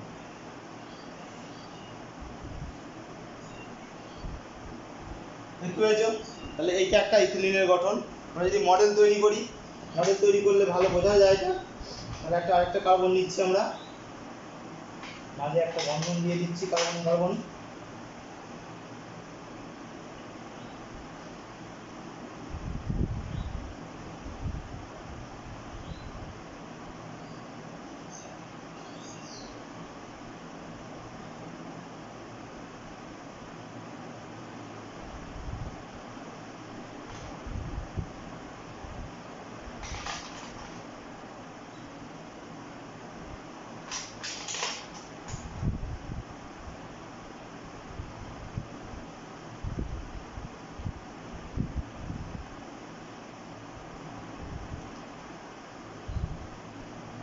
দেখো, এই কার্বনটার জন্য যদি কথা বলি, এই উপরেরটা বাদ দিয়ে দাও, তাহলে এটা একটা কার্বন, এটা একটা হাইড্রোজেন, এটা একটা হাইড্রোজেন, এটা একটা হাইড্রোজেন। দেখো দিন এটা এটা এই 3টে এইগুলো মিলিয়ে একটা চতুস্থলক গঠন হয়েছে। এবারে এইগুলোর উপর দিয়ে দেখছি আমি, এগুলোর মধ্যে দেখো দিন একটা চতুস্থলক গঠন কিনা 3টে, আর এইটা। তাহলে এইখানে এই মডেলটা আমরা এক্সপ্রেস প্রকাশ করছি।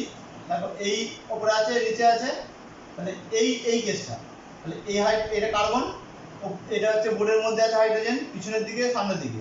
এখানে দেখো বোর্ডের মধ্যে এটা সামনের দিকে, এটা পিছনের দিকে। এটা হচ্ছে আমরা তাহলে ইথিলিনের একটা লাইভ মডেল, যেটা দিয়ে আমরা কিন্তু ইথিলিনকে ব্যাখ্যা করছি। তাহলে এটা ইথিলিন হলো। তাহলে এই যে কোণগুলো, এই কোণগুলোর মান কত? প্রত্যেকটা 109 ডিগ্রি 28 মিনিট। তাহলে এটাও তাই, এটাও তাই, যে কোনো বলবে, 109 ডিগ্রি 28 মিনিট। বন্ধন কোণ কত হবে? বন্ধন কোণ, যদিও কার্বন আলাদা বলতে পারি, কিন্তু আমরা এখানে একই বলবো। হাইড্রোজেন কার্বন হাইড্রোজেন এটা, বা হাইড্রোজেন কার্বন হাইড্রোজেন, অথবা হাইড্রোজেন কার্বন কার্বন, এটার মানটা কত? 108 ডিগ্রি 109 ডিগ্রি 28 মিনিট। এখানে দেখো সি এর সঙ্গে এইচ আছে আর সি এর সঙ্গে সি আছে, দু রকমের বন্ধন আছে। সি এর সঙ্গে এইচ এর যে বন্ধন দৈর্ঘ্য, এটা হচ্ছে বন্ধন দৈর্ঘ্য, এটা আমি এটা করে নিই, বন্ধন দৈর্ঘ্য। সি এর সঙ্গে এইচ হচ্ছে 1.09 আর্মস্ট্রং, আর এটা কত? 1.54 আর্মস্ট্রং। এটা ইথিলিনটা হলো, ঠিক আছে তো? ইথেনটা হলো 2 নম্বর হচ্ছে ইথিলিন। এরও আমরা মডেল তৈরি করে দেখাচ্ছি।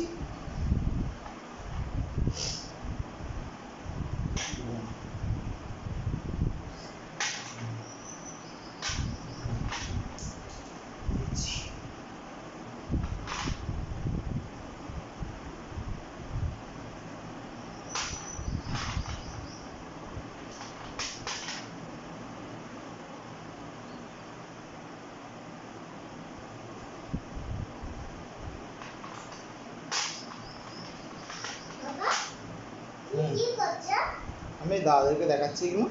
দুটো করে বানানো, তাহলে তো হবে দুটো করে বানালে। দেখো কার্বন কার্বন দেখতে পাচ্ছ মানে, আমার দেখা ভালো করে ওখানে দেখো। কার্বন কার্বন কার্বন কার্বন দ্বিবন্ধন, এখানে একটা এখানে একটা, এই যে বন্ধনটা দেখতে, এই ঠিক যোগটা যদি গঠন বলি আমি, কার্বন কার্বন একটা বন্ধন, একটা বন্ধন দ্বিবন্ধন হলো, একটা হাইড্রোজেন, এটা একটা হাইড্রোজেন, এটা একটা হাইড্রোজেন, এটা একটা হাইড্রোজেন। তাহলে আমাদের কি ধরনের গঠনটা হলো ভালো করে দেখে নাও। আমি ঘুরিয়ে ঘুরিয়ে দেখাচ্ছি বারবার, তোমায় ভালোভাবে লক্ষ্য করে দেখো। কার্বন কার্বন আছে, হাইড্রোজেন হাইড্রোজেন হাইড্রোজেন হাইড্রোজেন। আমি এবার এটা চিত্র আকারে আঁকছি। চিত্রটা যদি আঁকি কীরকম হবে? কার্বন দ্বিবন্ধন কার্বন, এদিকে একটা হাইড্রোজেন, এখানে একটা হাইড্রোজেন, দেখে নাও মিলছে নাকি পুরোপুরি গঠন? দেখো মিলেছে। তাহলে এই যে বন্ধন কোণ, এটার মান হয় 120 ডিগ্রি, 120 ডিগ্রি। এটাও কিন্তু তাই, আমাদের ক্ষেত্রে এটাই যথেষ্ট, 120 ডিগ্রি। পরেতে আমরা দেখবো আবার 122 ডিগ্রি হবে, কোনোটা 109 ডিগ্রি হবে, সেটা পরে কথা হবে। তাহলে এক্ষেত্রে তাহলে আমি দু রকমের পাচ্ছি, এইচ পাচ্ছি একটা এইটা, অথবা HCC, দুটো কোণই কিন্তু 120 ডিগ্রি। এবার বন্ধন দৈর্ঘ্য, একটা CC বন্ধন দৈর্ঘ্য পেয়েছি কার্বন কার্বন দ্বিবন্ধন, আর একটা পেয়েছি কার্বনের সঙ্গে হাইড্রোজেন। তাহলে যখন একটা দড়ি দিয়ে যদি কাউকে বেঁধে রাখে, সেটা খুব স্ট্রং হয় না দুটো দড়ি দিয়ে বেঁধে রাখলে খুব স্ট্রং হবে? অবশ্যই দুটো দড়ি দিয়ে বেঁধে রাখলে বেশি স্ট্রং হবে। তাহলে এরা আস্তে আস্তে কাছে সরে আসবে, তাহলে তখনই এদের দৈর্ঘ্যটা হয়ে যাবে 1.34 আর্মস্ট্রং, 1.34 আর্মস্ট্রং। আর CH এর দৈর্ঘ্যটা একটুখানি কমে যাবে, 1.08 আর্মস্ট্রং। 3 নম্বরে আসছে আমরা acetylene. Acetylene C triple bond CH, এটা আমরা একটা গঠন করে এলাম। আমি সেটা একটা মডেল আকারে তোমাদেরকে দেখানোর চেষ্টা করছি, মডেল দিয়ে।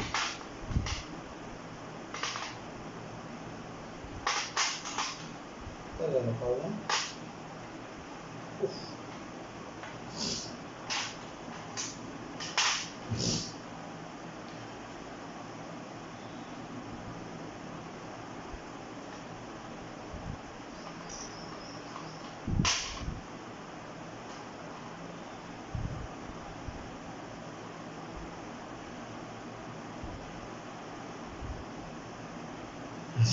কার্বনের 3টে যোজ্যতা দ্বিবন্ধন তৈরি করছে, দেখো।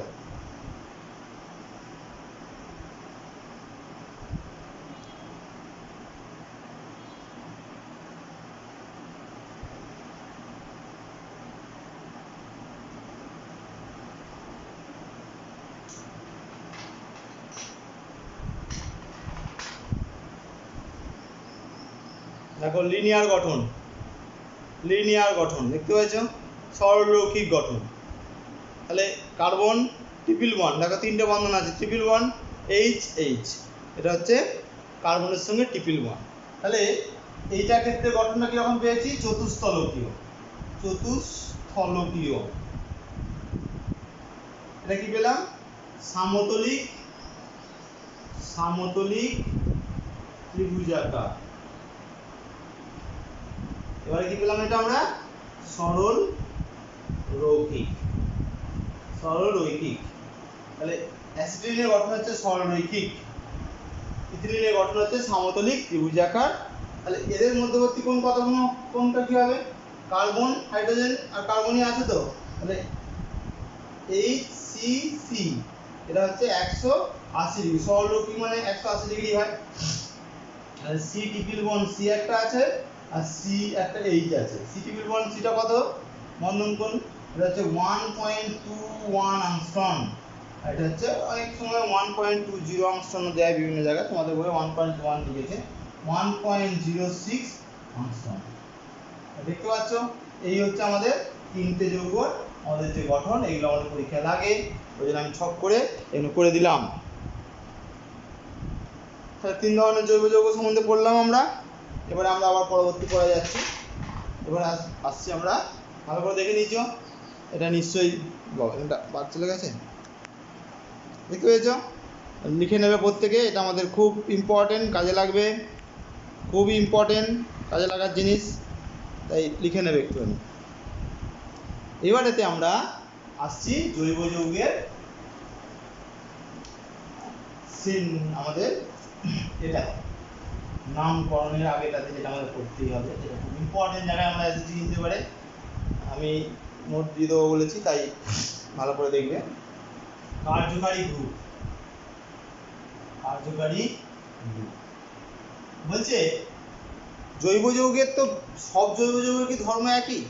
আমরা প্রথম ধরো আমি সেই পিরিয়ডিক টেবিলের প্রয়োজনীয়তা যখন পড়েছিলাম তখন কি বলেছিলাম, যখন অল্প অল্প মৌল আবিষ্কার হচ্ছে তখন তাদের ধর্ম সম্বন্ধে জেনে রাখা আমাদের খুব সুবিধা, কিন্তু যখন অনেক যৌগ আবিষ্কার হতে আরম্ভ করলো একসঙ্গে, তখন তাদের ধর্ম সম্বন্ধে জানা কিন্তু আমাদের পক্ষে কঠিন হয়ে উঠল।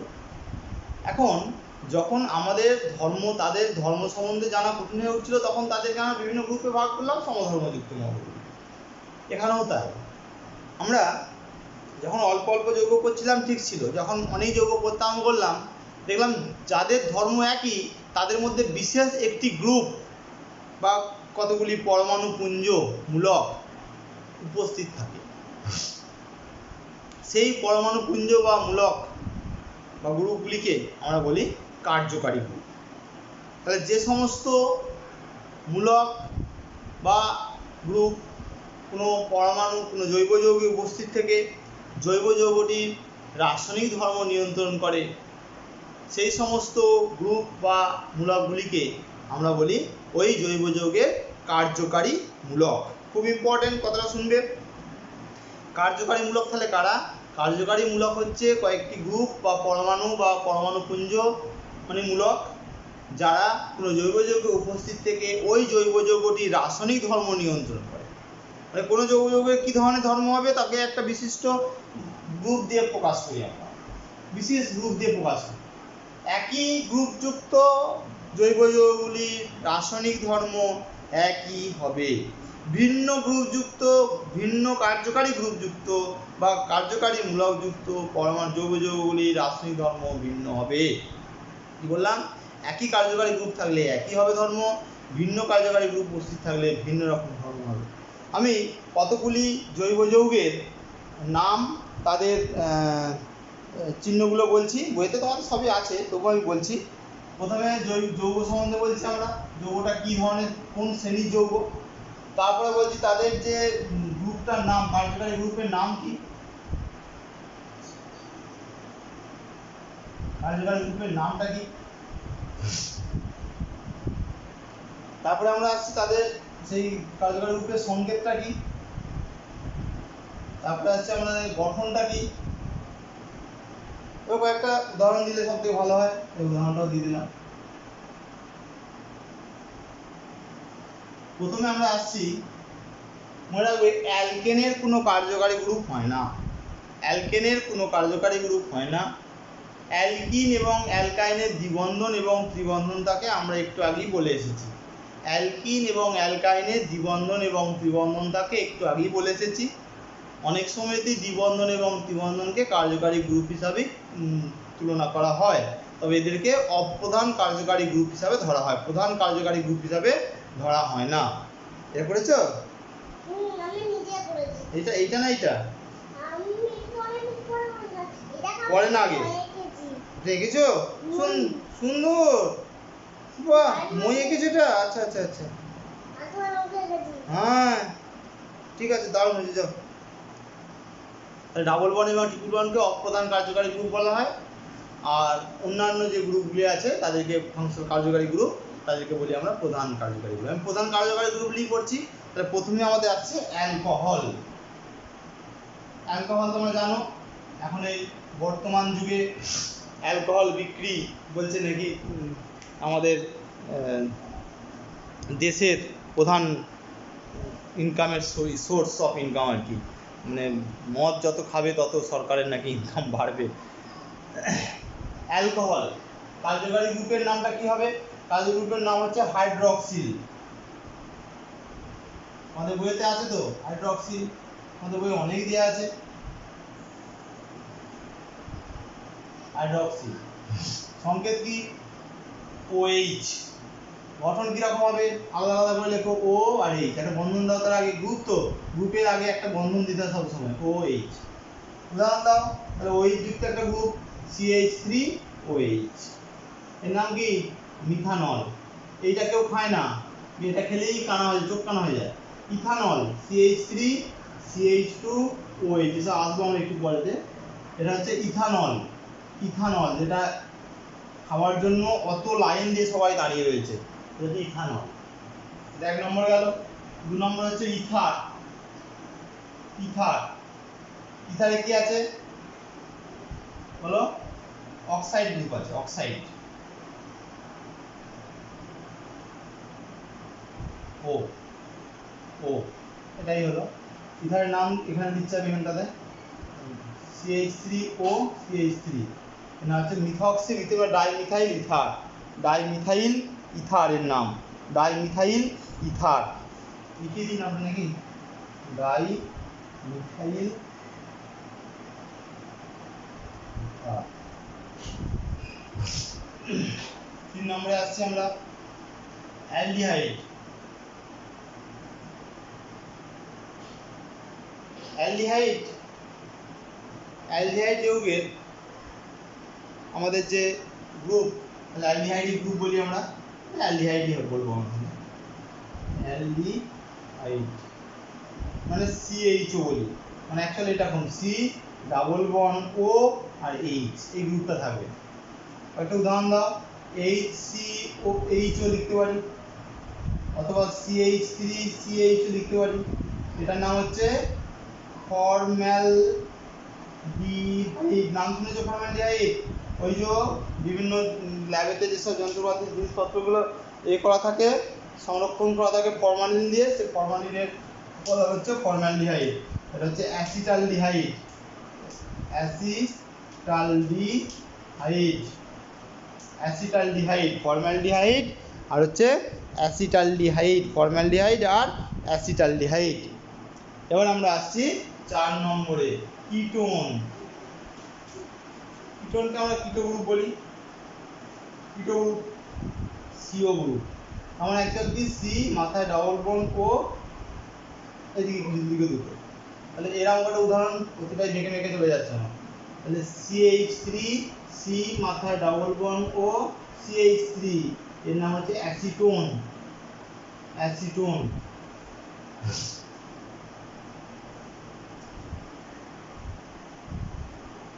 অ্যাসিটোন।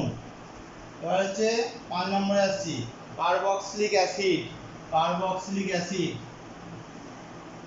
Carboxylic acid. কার্বক্সিলিক অ্যাসিডে কি থাকবে না? কার্বক্সিলিক অ্যাসিডে যে গ্রুপটা থাকবে তার নাম হবে কার্বক্সিল। কার্বক্সিল, C ও ও এইচ, এরকম সি মাথায় ডাবল বন্ড ও ও এইচ। উদাহরণ দাও, ফর্মিক অ্যাসিড, পিঁপড়ে, লাল পিঁপড়ের হুলে থাকে যেটা ফর্মিক অ্যাসিড। অ্যাসিটিক অ্যাসিড, ভিনিগারের মুখ্য উপাদান CH3C ডাবল বন্ড ও এইচ, এটা হচ্ছে অ্যাসিটিক অ্যাসিড। এটা হচ্ছে ফর্মিক অ্যাসিড, অ্যাসিটিক অ্যাসিড হচ্ছে ফর্মিক অ্যাসিড। এইভাবে কিন্তু আমরা একটা যোগ করছি। এবার আর একটা লাস্ট যেটা করবো, তোমাদের সিলেবাস যতটুকু আছে সেই কটাই করবো। তোমাদের যদি কারো মনে হয় আমি নামকরণ সম্বন্ধে আরো অনেক জানবো, আমাকে বলবে। আমার 11-এর প্রত্যেকটি ভিডিও করা আছে, আমি সেখান থেকে তোমাদেরকে দিয়ে দেবো, তোমরা দেখে নেবো, অসংখ্য নামকরণ আছে। এবার আমরা আসছি তোমাদের বই আর একটাই শুধু আছে, সেটা হচ্ছে অ্যামিন। 5 6 অ্যামিন।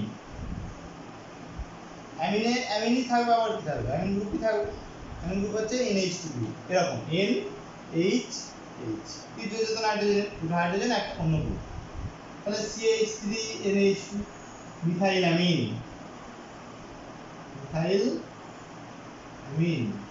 একটা বাড়ি দিলে কার্বন CH3CH2NH2 ইথাইল অ্যামিন। এরকম নাম কিন্তু একটার পর একটা হয়। এখন এই কটা নিয়ে কাজ, পরীক্ষা কি কোশ্চেন আসবে এখান থেকে বলে দিই। 1 নম্বর হচ্ছে কি, কার্যকারী গ্রুপ কাকে বলে, কার্যকারী গ্রুপ কাকে বলে। 2 নম্বরে কি আসবে, কার্বন ছাড়া একটি কার্যকারী গ্রুপের নাম লেখ, কার্যকারী গ্রুপের নাম লেখ। 3 নম্বর আসবে, কোনো একটা জৈব যৌগ দিয়ে দেবে, দিয়ে বলবে এতে কি কার্যকারী গ্রুপ আছে। আমি এক্সাম্পল দিচ্ছি, CH3CHO অবলিক CH3CH, তলায় OH ঝুলছে, CH3 অবলিক CH3COH, আমি কয়েকটা দিলাম। পরীক্ষায় কি আসবে তো আমি জানি না, আমি আমার মতো করে কয়েকটা দিয়েছি। CH3CHO, CH3CH, নিচে OH ঝুলছে, পাশে CH3, পাশে আরেকটা হচ্ছে কি দিয়েছে CH3COH। এদের মধ্যে কি কি কি কি কার্যকারী গ্রুপ আছে, কার্যকারী গ্রুপ আছে, এই ধরনের একটা কোশ্চেন এখানে আসে। তাহলে সেক্ষেত্রে উত্তরগুলো কি ধরনের হবে, তাহলে CH3CH তে কি আছে, HCHO আছে কার্যকারী গ্রুপ, অ্যালডিহাইড। OH এতে কি আছে, OH, আর COH এ কি আছে, COH, এটা আছে। দেখতে পেয়েছো, কার্বক্সিলিক গ্রুপ। এই হচ্ছে কার্যকারী গ্রুপের শনাক্তকরণ পরীক্ষা আসতে পারে। এবার আমরা আসছি সমাবয়বতা। সমাবয়বতা এটা বাজলো, কষ্ট হয়ে গেল।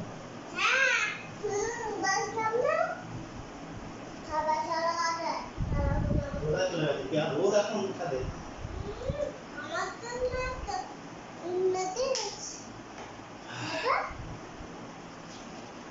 সমাবয়বতা খুব ইম্পর্টেন্ট জিনিস।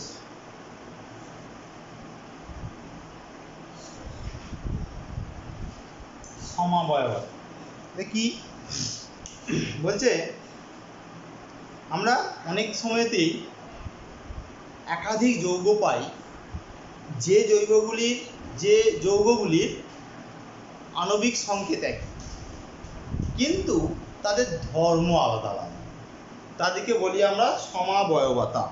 ইংরেজিতে যদি কথাটা আমরা লিখি, আইসোমেরিজম। আইসো মানে সেম, আইসোজ কথা থেকে এসেছে, আইসোজ মানে সেম। মেরিজম কথাটা কথা থেকে এসেছে, মেরাস, এটা হচ্ছে আইসোজ মানে সেম, মেরাস মানে পার্টস, মানে একই ধরনের পার্ট যুক্ত, যদি আমাদের একই ধরনের পার্ট যদি থাকে কোনো যৌগে, মানে একই সংকেত যদি থাকে, তাহলে যে ধরনের গঠন তৈরি হয় তাকে বলি আমরা আইসোমেরিজম। তাহলে আইসোমেরিজম কথাটার মধ্যে মেন কি শর্ত এসে দাঁড়ালো না, সংকেত হবে, তাদের সংকেত একই, সংকেত একই, ভিন্ন ভিন্ন ভিন্ন ভিন্ন ভিন্ন গঠন থাকবে, তাদের ভিন্ন ভিন্ন গঠন, একই রকমের তাদের আর গঠনটা থাকছে না। এটা হচ্ছে সমবায়বতার মেন পার্ট। এখন সংজ্ঞা অনুসারে তাহলে আমরা বললাম কি, একই আণবিক সংকেতযুক্ত কিন্তু ভিন্ন ভিন্ন ধর্মযুক্ত একাধিক জৈব যৌগের যে গঠন তাকে বলবো সমবায়বতা। সমবায়বতার একটা বড় শ্রেণীবিভাগ আছে। সমবায়বতাকে আমরা দুভাগে ভাগ করি, একটা হচ্ছে গঠন ঘটিত সমবায়বতা, একটা ত্রিমাত্রিক সমবায়বতা। তোমরা যদি পারো ছকটা করে নিতে পারো, লিখিয়ে দেবো। একটা হচ্ছে গঠন ঘটিত সমবায়বতা, একটা হচ্ছে ত্রিমাত্রিক সমবায়বতা। গঠন ঘটিত সমবায়বতা অনেকগুলো ভাগ। একটা হচ্ছে শৃঙ্খল ঘটিত সমবায়বতা,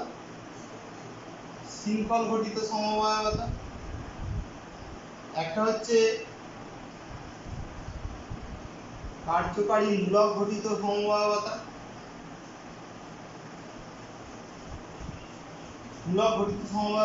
ঘটিতটা লিখতে হবে, লিখিয়ে দিই সবই।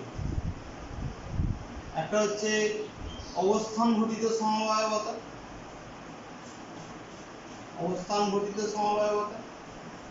একটা হচ্ছে মেটামেরিজম, একটা হচ্ছে ট্রটোমেরিজম,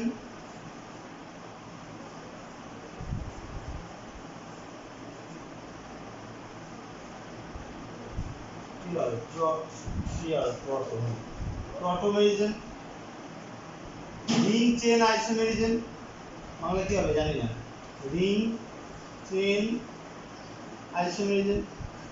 তাহলে এক রকমের ভাগ আছে। ত্রিমাত্রিকের দুটো ভাগ, একটা হচ্ছে কি, একটা হচ্ছে জ্যামিতিক সমবায়বতা,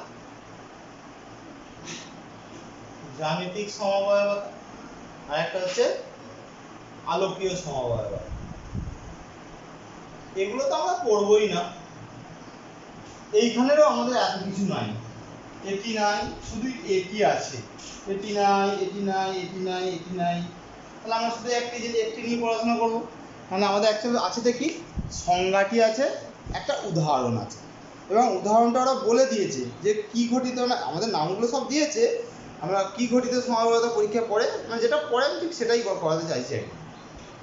যাই হোক, আমরা গঠন ঘটিত সমবায়বতা নিয়ে আমরা একটু পড়াশোনা করে নিই। তাহলে গঠন ঘটিত সমবায়বতা মানে কি, তাদের ত্রিমাত্রিক বিন্যাসের কোনো ব্যাপার নাই এখানে, তাদের গঠনটা এক, তাদের মধ্যে যৌগগুলির মধ্যে শৃঙ্খলের ভিন্নতা দেখা দিতে পারে একাধিক যৌগের মধ্যে। আবার এমন হতে পারে যে তাদের কার্যকারী গ্রুপটি আলাদা আলাদা হতে পারে, সংকেত একই। আবার এমন হতে পারে তাদের পজিশন আইসোমেরিজম, মানে তাদের অবস্থানটা, মানে যে কার্যকারী গ্রুপ আছে তার অবস্থানটা আলাদা আলাদা হতে পারে। আরেকটা হতে পারে মেটামেরিজম। এই চারটে ভাগে মোটামুটি ভাগে আমরা ভাগ করতে পারি। এইবারে আমরা যেটা আসছে গঠন ঘটিত সমবায়বতা, গঠন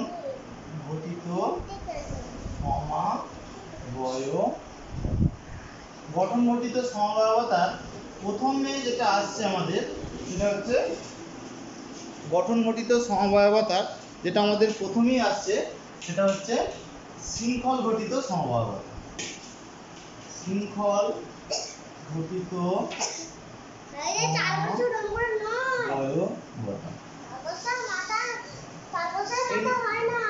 আচ্ছা, মাথা দিইনি আমি,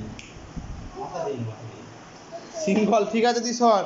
শৃঙ্খল ঘটিত সমবায়বতা, উর্দু পাল্টা এখন বাড়িতে লেখা চলছে না, বাড়িতে উর্দু পাল্টা লিখলেও উর্দু পাল্টা শিখে যাচ্ছে, এক করে অরিজিনাল শিখতে হচ্ছে আমাদের। শৃঙ্খল ঘটিত সমবায়বতা মানে কি, আমি শুধু উদাহরণ দেবো। এখানে কি হবে, শৃঙ্খলটি আলাদা আলাদা হবে। দেখো C4H10 গঠন সংকেত দিলাম, কত রকমের গঠন আছে, 4টে কার্বন, তো তাহলে 4টে কার্বনের দেখো এরকম হতে পারে, সবগুলো হাইড্রোজেন দিলাম, CH3, মাঝেরটা কটা হবে, দুটো হয়ে গেছে, মোট 4টে হাত, দুটো হাত কমপ্লিট, তার দুটো বাকি রয়েছে। কার্বন দুটো হাত হয়ে গেছে, তার দুটো হাত বাকি রয়েছে, একটা হাত হয়ে গেছে, মানে 3টে হাত বাকি রয়েছে, 3টে হাইড্রোজেন দিতে হবে। তাহলে আরেকটা এরকম হতে পারে C একটা কার্বন এখানে ঝুলছে, তাহলে এখানে কি হবে, 3টে, একটা হাত হয়েছে মানে 3টে হাত বাকি, এখানে 3টে হাত হয়ে গেছে মানে 1টি হাত বাকি, 1টি হাত হয়েছে মানে 3টে হাত বাকি, 1টি হাত হয়েছে মানে 3টে হাত বাকি। এটার নাম কি হবে, বিউটেন। এর নাম হচ্ছে বিউটেন, এর নাম হচ্ছে আইসোবিউটেন।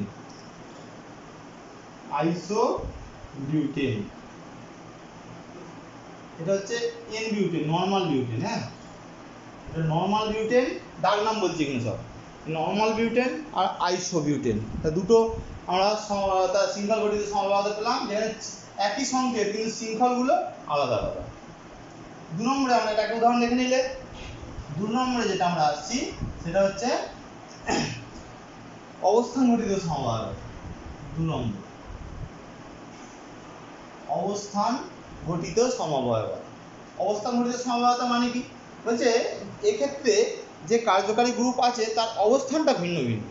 আমার কাছে একটা জৈব যৌগ দিচ্ছি আমি, এটা হচ্ছে C3H8O সংকেত, এটা একটা অ্যালকোহলের সংকেত হতে পারে, আমি জানি অ্যালকোহল। তাহলে 3টে কার্বন যুক্ত অ্যালকোহল, অ্যালকোহলে OH গ্রুপ থাকতে হবে, 3টে কার্বন দিলাম, তাহলে এখানে OH থাকতে পারে, অথবা এমন হতে পারে কার্বন কার্বন কার্বন এখানে OH থাকতে পারে। এখানে কটা হাইড্রোজেন পাবে, একটা হচ্ছে মানে 3টে, দুদিকে দুটো আছে মানে 2টো হাইড্রোজেন, আর এদিকে দুদিকে দুটো বন্ধন আছে মানে 2টো হাইড্রোজেন। এখানে 3টে হাইড্রোজেন, এখানে একটা হাইড্রোজেন, এখানে 3টে হাইড্রোজেন। তাহলে এর নাম কি? এর নাম হচ্ছে N প্রোপানল বা N প্রোপাইল অ্যালকোহল। ডাক নাম বলছি, ডাক নামই বলছি প্রোপাইল। ডাক নাম বলার একটা কারণ আছে, একটু পরে বুঝতে পারবেন।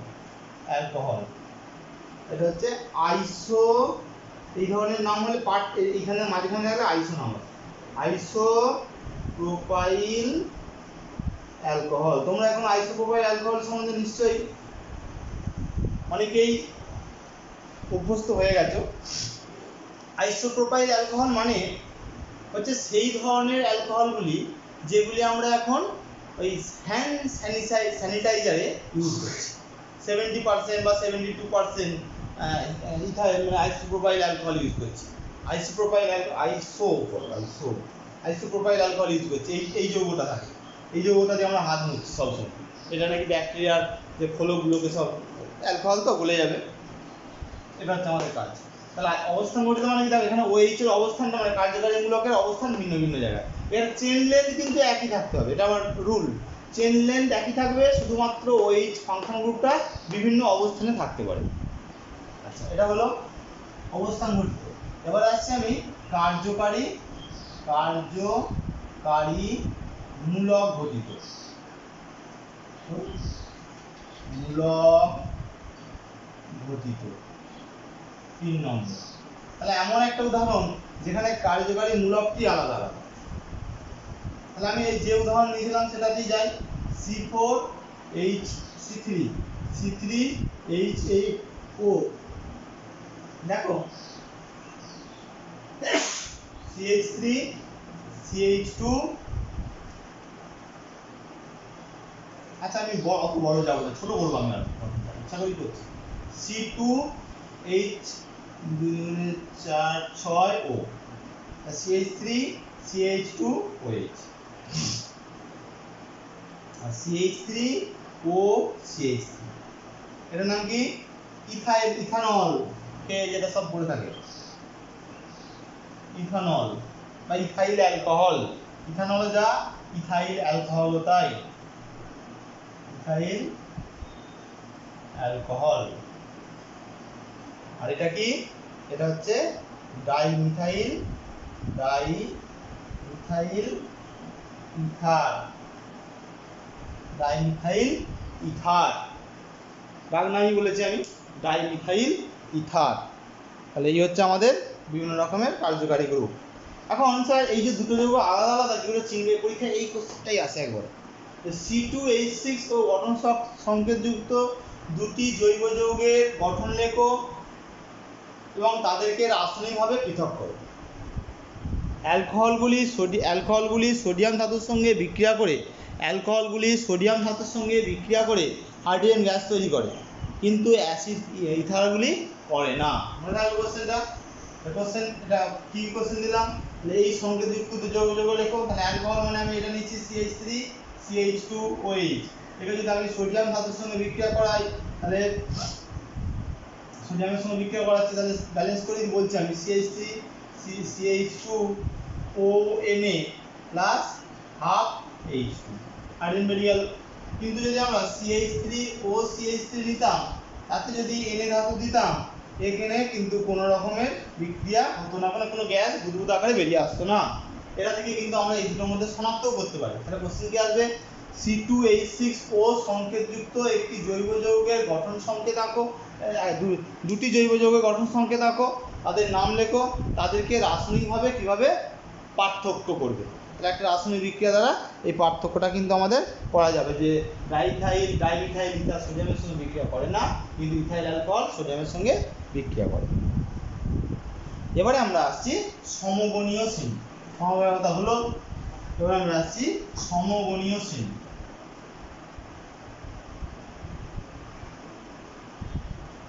সমগণীয় শ্রেণী এটা কি জিনিস বলছে? সমগণীয় শ্রেণী তাদের ক্ষেত্রে প্রযোজ্য হবে যে একই কার্যকারী গ্রুপ যুক্ত, একই কার্যকারী গ্রুপ মানে ফাংশনাল গ্রুপ, হ্যাঁ একবার লিখছি Fg যুক্ত, মানে কার্যকারী ফাংশনাল গ্রুপ যুক্ত, মানে একই কার্যকারী গ্রুপ থাকলে কি হয়, তাদের রাসায়নিক ধর্ম একই হয়, রাসায়নিক ধর্ম একই, একই সংকেত একই রাসায়নিক ধর্ম, তাদের মধ্যে আবার কি একটা শ্রেণী পাওয়া যাবে। জৈব যৌগগুলোকে যদি পরপর সাজাই তাদের আণবিক সংকেতে CH2 এর পার্থক্য হবে, মনে রাখবে। তাহলে একই কার্যকারী গ্রুপযুক্ত পরপর অবস্থিত দুটি যৌগের আণবিক সংকেতে CH2 এর পার্থক্যযুক্ত যৌগের শ্রেণীকে আমরা সমগণীয় শ্রেণী বলি। কি বললাম? একই কার্যকারী গ্রুপযুক্ত মানে একই সাধারণ সংকেতটা তাদের একই হবে, একই কার্যকারী গ্রুপ যদি থাকে একই রাসায়নিক ধর্ম হয় তাদের সাধারণ সংকেত একই হয়, সাধারণ সংকেত একই হবে, একই কার্যকারী গ্রুপযুক্ত মানে একই পরমাণুযুক্ত এবং একই সাধারণ সংকেতযুক্ত পরপর অবস্থিত দুটি যৌগের মধ্যে CH2 এর পার্থক্যযুক্ত থাকলে আণবিক ভরের মানে 12-14 পার্থক্য হচ্ছে, যদি পরপর সাজাই যে শ্রেণীটা পাবো তাকে বলি আমরা সমগণীয় শ্রেণী। আমি কয়েকটা উদাহরণ দিই, তাহলে ব্যাপারটা বুঝতে পারবে। সমগণীয় শ্রেণী যৌগগুলির রাসায়নিক ধর্ম একই হয়, ভৌত ধর্ম আলাদা হয়। ভৌত ধর্ম আলাদা, এই ভৌত ধর্ম আলাদা করতে গিয়ে আমাদের তাদের এমন বিশেষ বিশেষ কিছু ধর্ম চলে আসে যে তাদের ফিজিক্যাল ধর্মটা আলাদা, রাসায়নিকভাবে তাদের যদি বিক্রিয়া করানো হয় তাদের কিন্তু একই একই ধর্ম পাওয়া যায়। যেমন সবচেয়ে ছোট্ট একটা এক্সাম্পল যায়, CH4 মিথেন, নাম শুনেছ? একটা হচ্ছে কি না CH3 CH3, কতবার বেশি বলো তো? CH4 এখানে C2H6 মানে CH2 এর পার্থক্য। আবার দেখো CH3 CH2 CH3, আবার দেখো CH3 CH2 CH2 CH3, এটার নাম কি? মিথেন। এটার নাম কি? ইথেন। এটার নাম কি? প্রোপেন। এটার নাম কি? বিউটেন। এগুলো হচ্ছে একটা একটা করে নাম দেখো। এরা কিন্তু পরস্পরের সঙ্গে ধর্মযুক্ত, কিছু কিছু ভৌত ধর্ম আলাদা, এদের উদ্বায়িতা আলাদা, হ্যাঁ এদের গ্যাস থেকে আস্তে আস্তে এদের বয়লিং পয়েন্ট আস্তে আস্তে বাড়ছে, হ্যাঁ এইরকম বিভিন্ন রকমের ব্যাপারগুলো থাকছে। আবার দেখো যেমন ভৌত ধর্ম আলাদা কথা যেমন বারবার আসছে, CH3OH কি নামের বলেছি? মিথানল। আবার দেখো CH3 CH2OH কি বেশি আছে এখানে, শুধু CH2 টা, তাহলে শুধু CH2 বেশি থাকার ফলে এটার নাম হচ্ছে ইথানল। আমি বললাম ইথানল খেয়ে রাস্তায় পড়ে থাকা যায়, কিন্তু মিথানল খেয়ে পড়ে থাকা যায় না, হসপিটালে পড়তে হয়। মিথানল খেলে চোখ কানা হয়ে যায়, ইথানল খেলে নেশা করে ঘুরে বেড়ায়। তাহলে শুধু একটা CH2 এর পার্থক্যের জন্য কতটা ভৌত ধর্মের পার্থক্য বুঝতে পারছো? তোমরা জানো যে ফর্মিক অ্যাসিড HCOOH নাম শুনেছো? এই ফর্মিক অ্যাসিড কোথায় থাকে? আর লাল পিঁপড়ের হুলে ফর্মিক অ্যাসিড লাল পিঁপড়ের হুলে থাকে। আর অ্যাসিটিক অ্যাসিড দেখো CH3COOH, এটা হচ্ছে অ্যাসিটিক অ্যাসিড, তো ফর্মিক অ্যাসিড হচ্ছে অ্যাসিটিক অ্যাসিড। তাহলে একটা CH2 বেশি আছে, এখানে H ছিল এটা CH3 হয়ে যাবে, CH2 বেশি। ফর্মিক অ্যাসিড লাল পিঁপড়ের হুলে থাকে, একটা কামড়ালে কত জ্বালা করে। আর এখানে কি হয়? অ্যাসিটিক অ্যাসিড রান্নায় দিয়ে খায়, ভিনিগারের মুখ্য উপাদান হচ্ছে অ্যাসিটিক অ্যাসিড, রান্নায় দিয়ে খাওয়া হয়, কোনো ব্যাপারই নেই। তাহলে একটা খেলে জ্বালা করছে আর একটা খেলে কি হচ্ছে, আমরা খাবারে দিচ্ছি দিয়ে তাদের টেস্ট বাড়াচ্ছি। তাহলে দেখতে পাচ্ছ একটুখানির জন্য কত রকমের ভৌত ধর্ম সম্পূর্ণ আলাদা হয়েছে। এটা হচ্ছে অ্যালকোহল শ্রেণীর একটা উদাহরণ, এটা অ্যাসিড শ্রেণীর একটা কার্বক্সিলিক অ্যাসিডের, এটা অ্যালকেন শ্রেণীর একটা উদাহরণ। এগুলো হচ্ছে সমগণীয় শ্রেণী। সমগণীয় শ্রেণীর কি গুরুত্ব? না, সমগণীয় শ্রেণীগুলির মধ্যে একটি সদস্যের যদি কার্যকারী গ্রুপ বা প্রস্তুত প্রণালী বা তার রাসায়নিক ধর্মের যে বিভিন্ন রকমের ব্যাখ্যা যদি জানতে পারি, তাহলে অন্য মৌলগুলি কিন্তু রাসায়নিক ধর্ম আমরা খুব সহজেই জেনে যাব। অন্য যৌগগুলি, মৌল নয়, অন্য যৌগগুলির একই ধরনের যে সংকেত, অন্য যৌগগুলির রাসায়নিক ধর্ম কিন্তু আমরা খুব সহজেই জানতে পারবো। এইটা হচ্ছে রাসায়নিক সমগণীয় শ্রেণীর গুরুত্ব। সমগণীয় শ্রেণী কি? তাদের প্রস্তুত প্রণালী, ধর্ম সব একই রকম হয়, এটাই হচ্ছে তাদের গুরুত্ব। এবার আমরা নামকরণে আসছি। কতক্ষণ হলো ভিডিওটা? আজকে নামকরণ আর পড়াবো না, এখানে পর্যন্ত কমপ্লিট করো, পরীক্ষাটা দাও, পরীক্ষাটা দেওয়ার পরে আমি ভিডিওটা দিয়ে দেবো, তোমরা নামকরণটা কমপ্লিট করো। নামকরণটা কমপ্লিট করলে এটা পড়াটা কমপ্লিট করে নাও। এরপর দিনে মোট 3টে ক্লাস আমি করতে চাইছি। এটা 2টো ক্লাসও করা যায়, কিন্তু এরপর দিনে অনেক বিক্রি আছে, তো আমি অল্প অল্প করেই পড়াবো। মোট 3টে ক্লাস করবো, সামনের সপ্তাহে ছেড়ে দেবো। ঠিক আছে, ভালো করে পড়াশোনা করো, বাড়িতে থাকো, সাবধানে থাকো।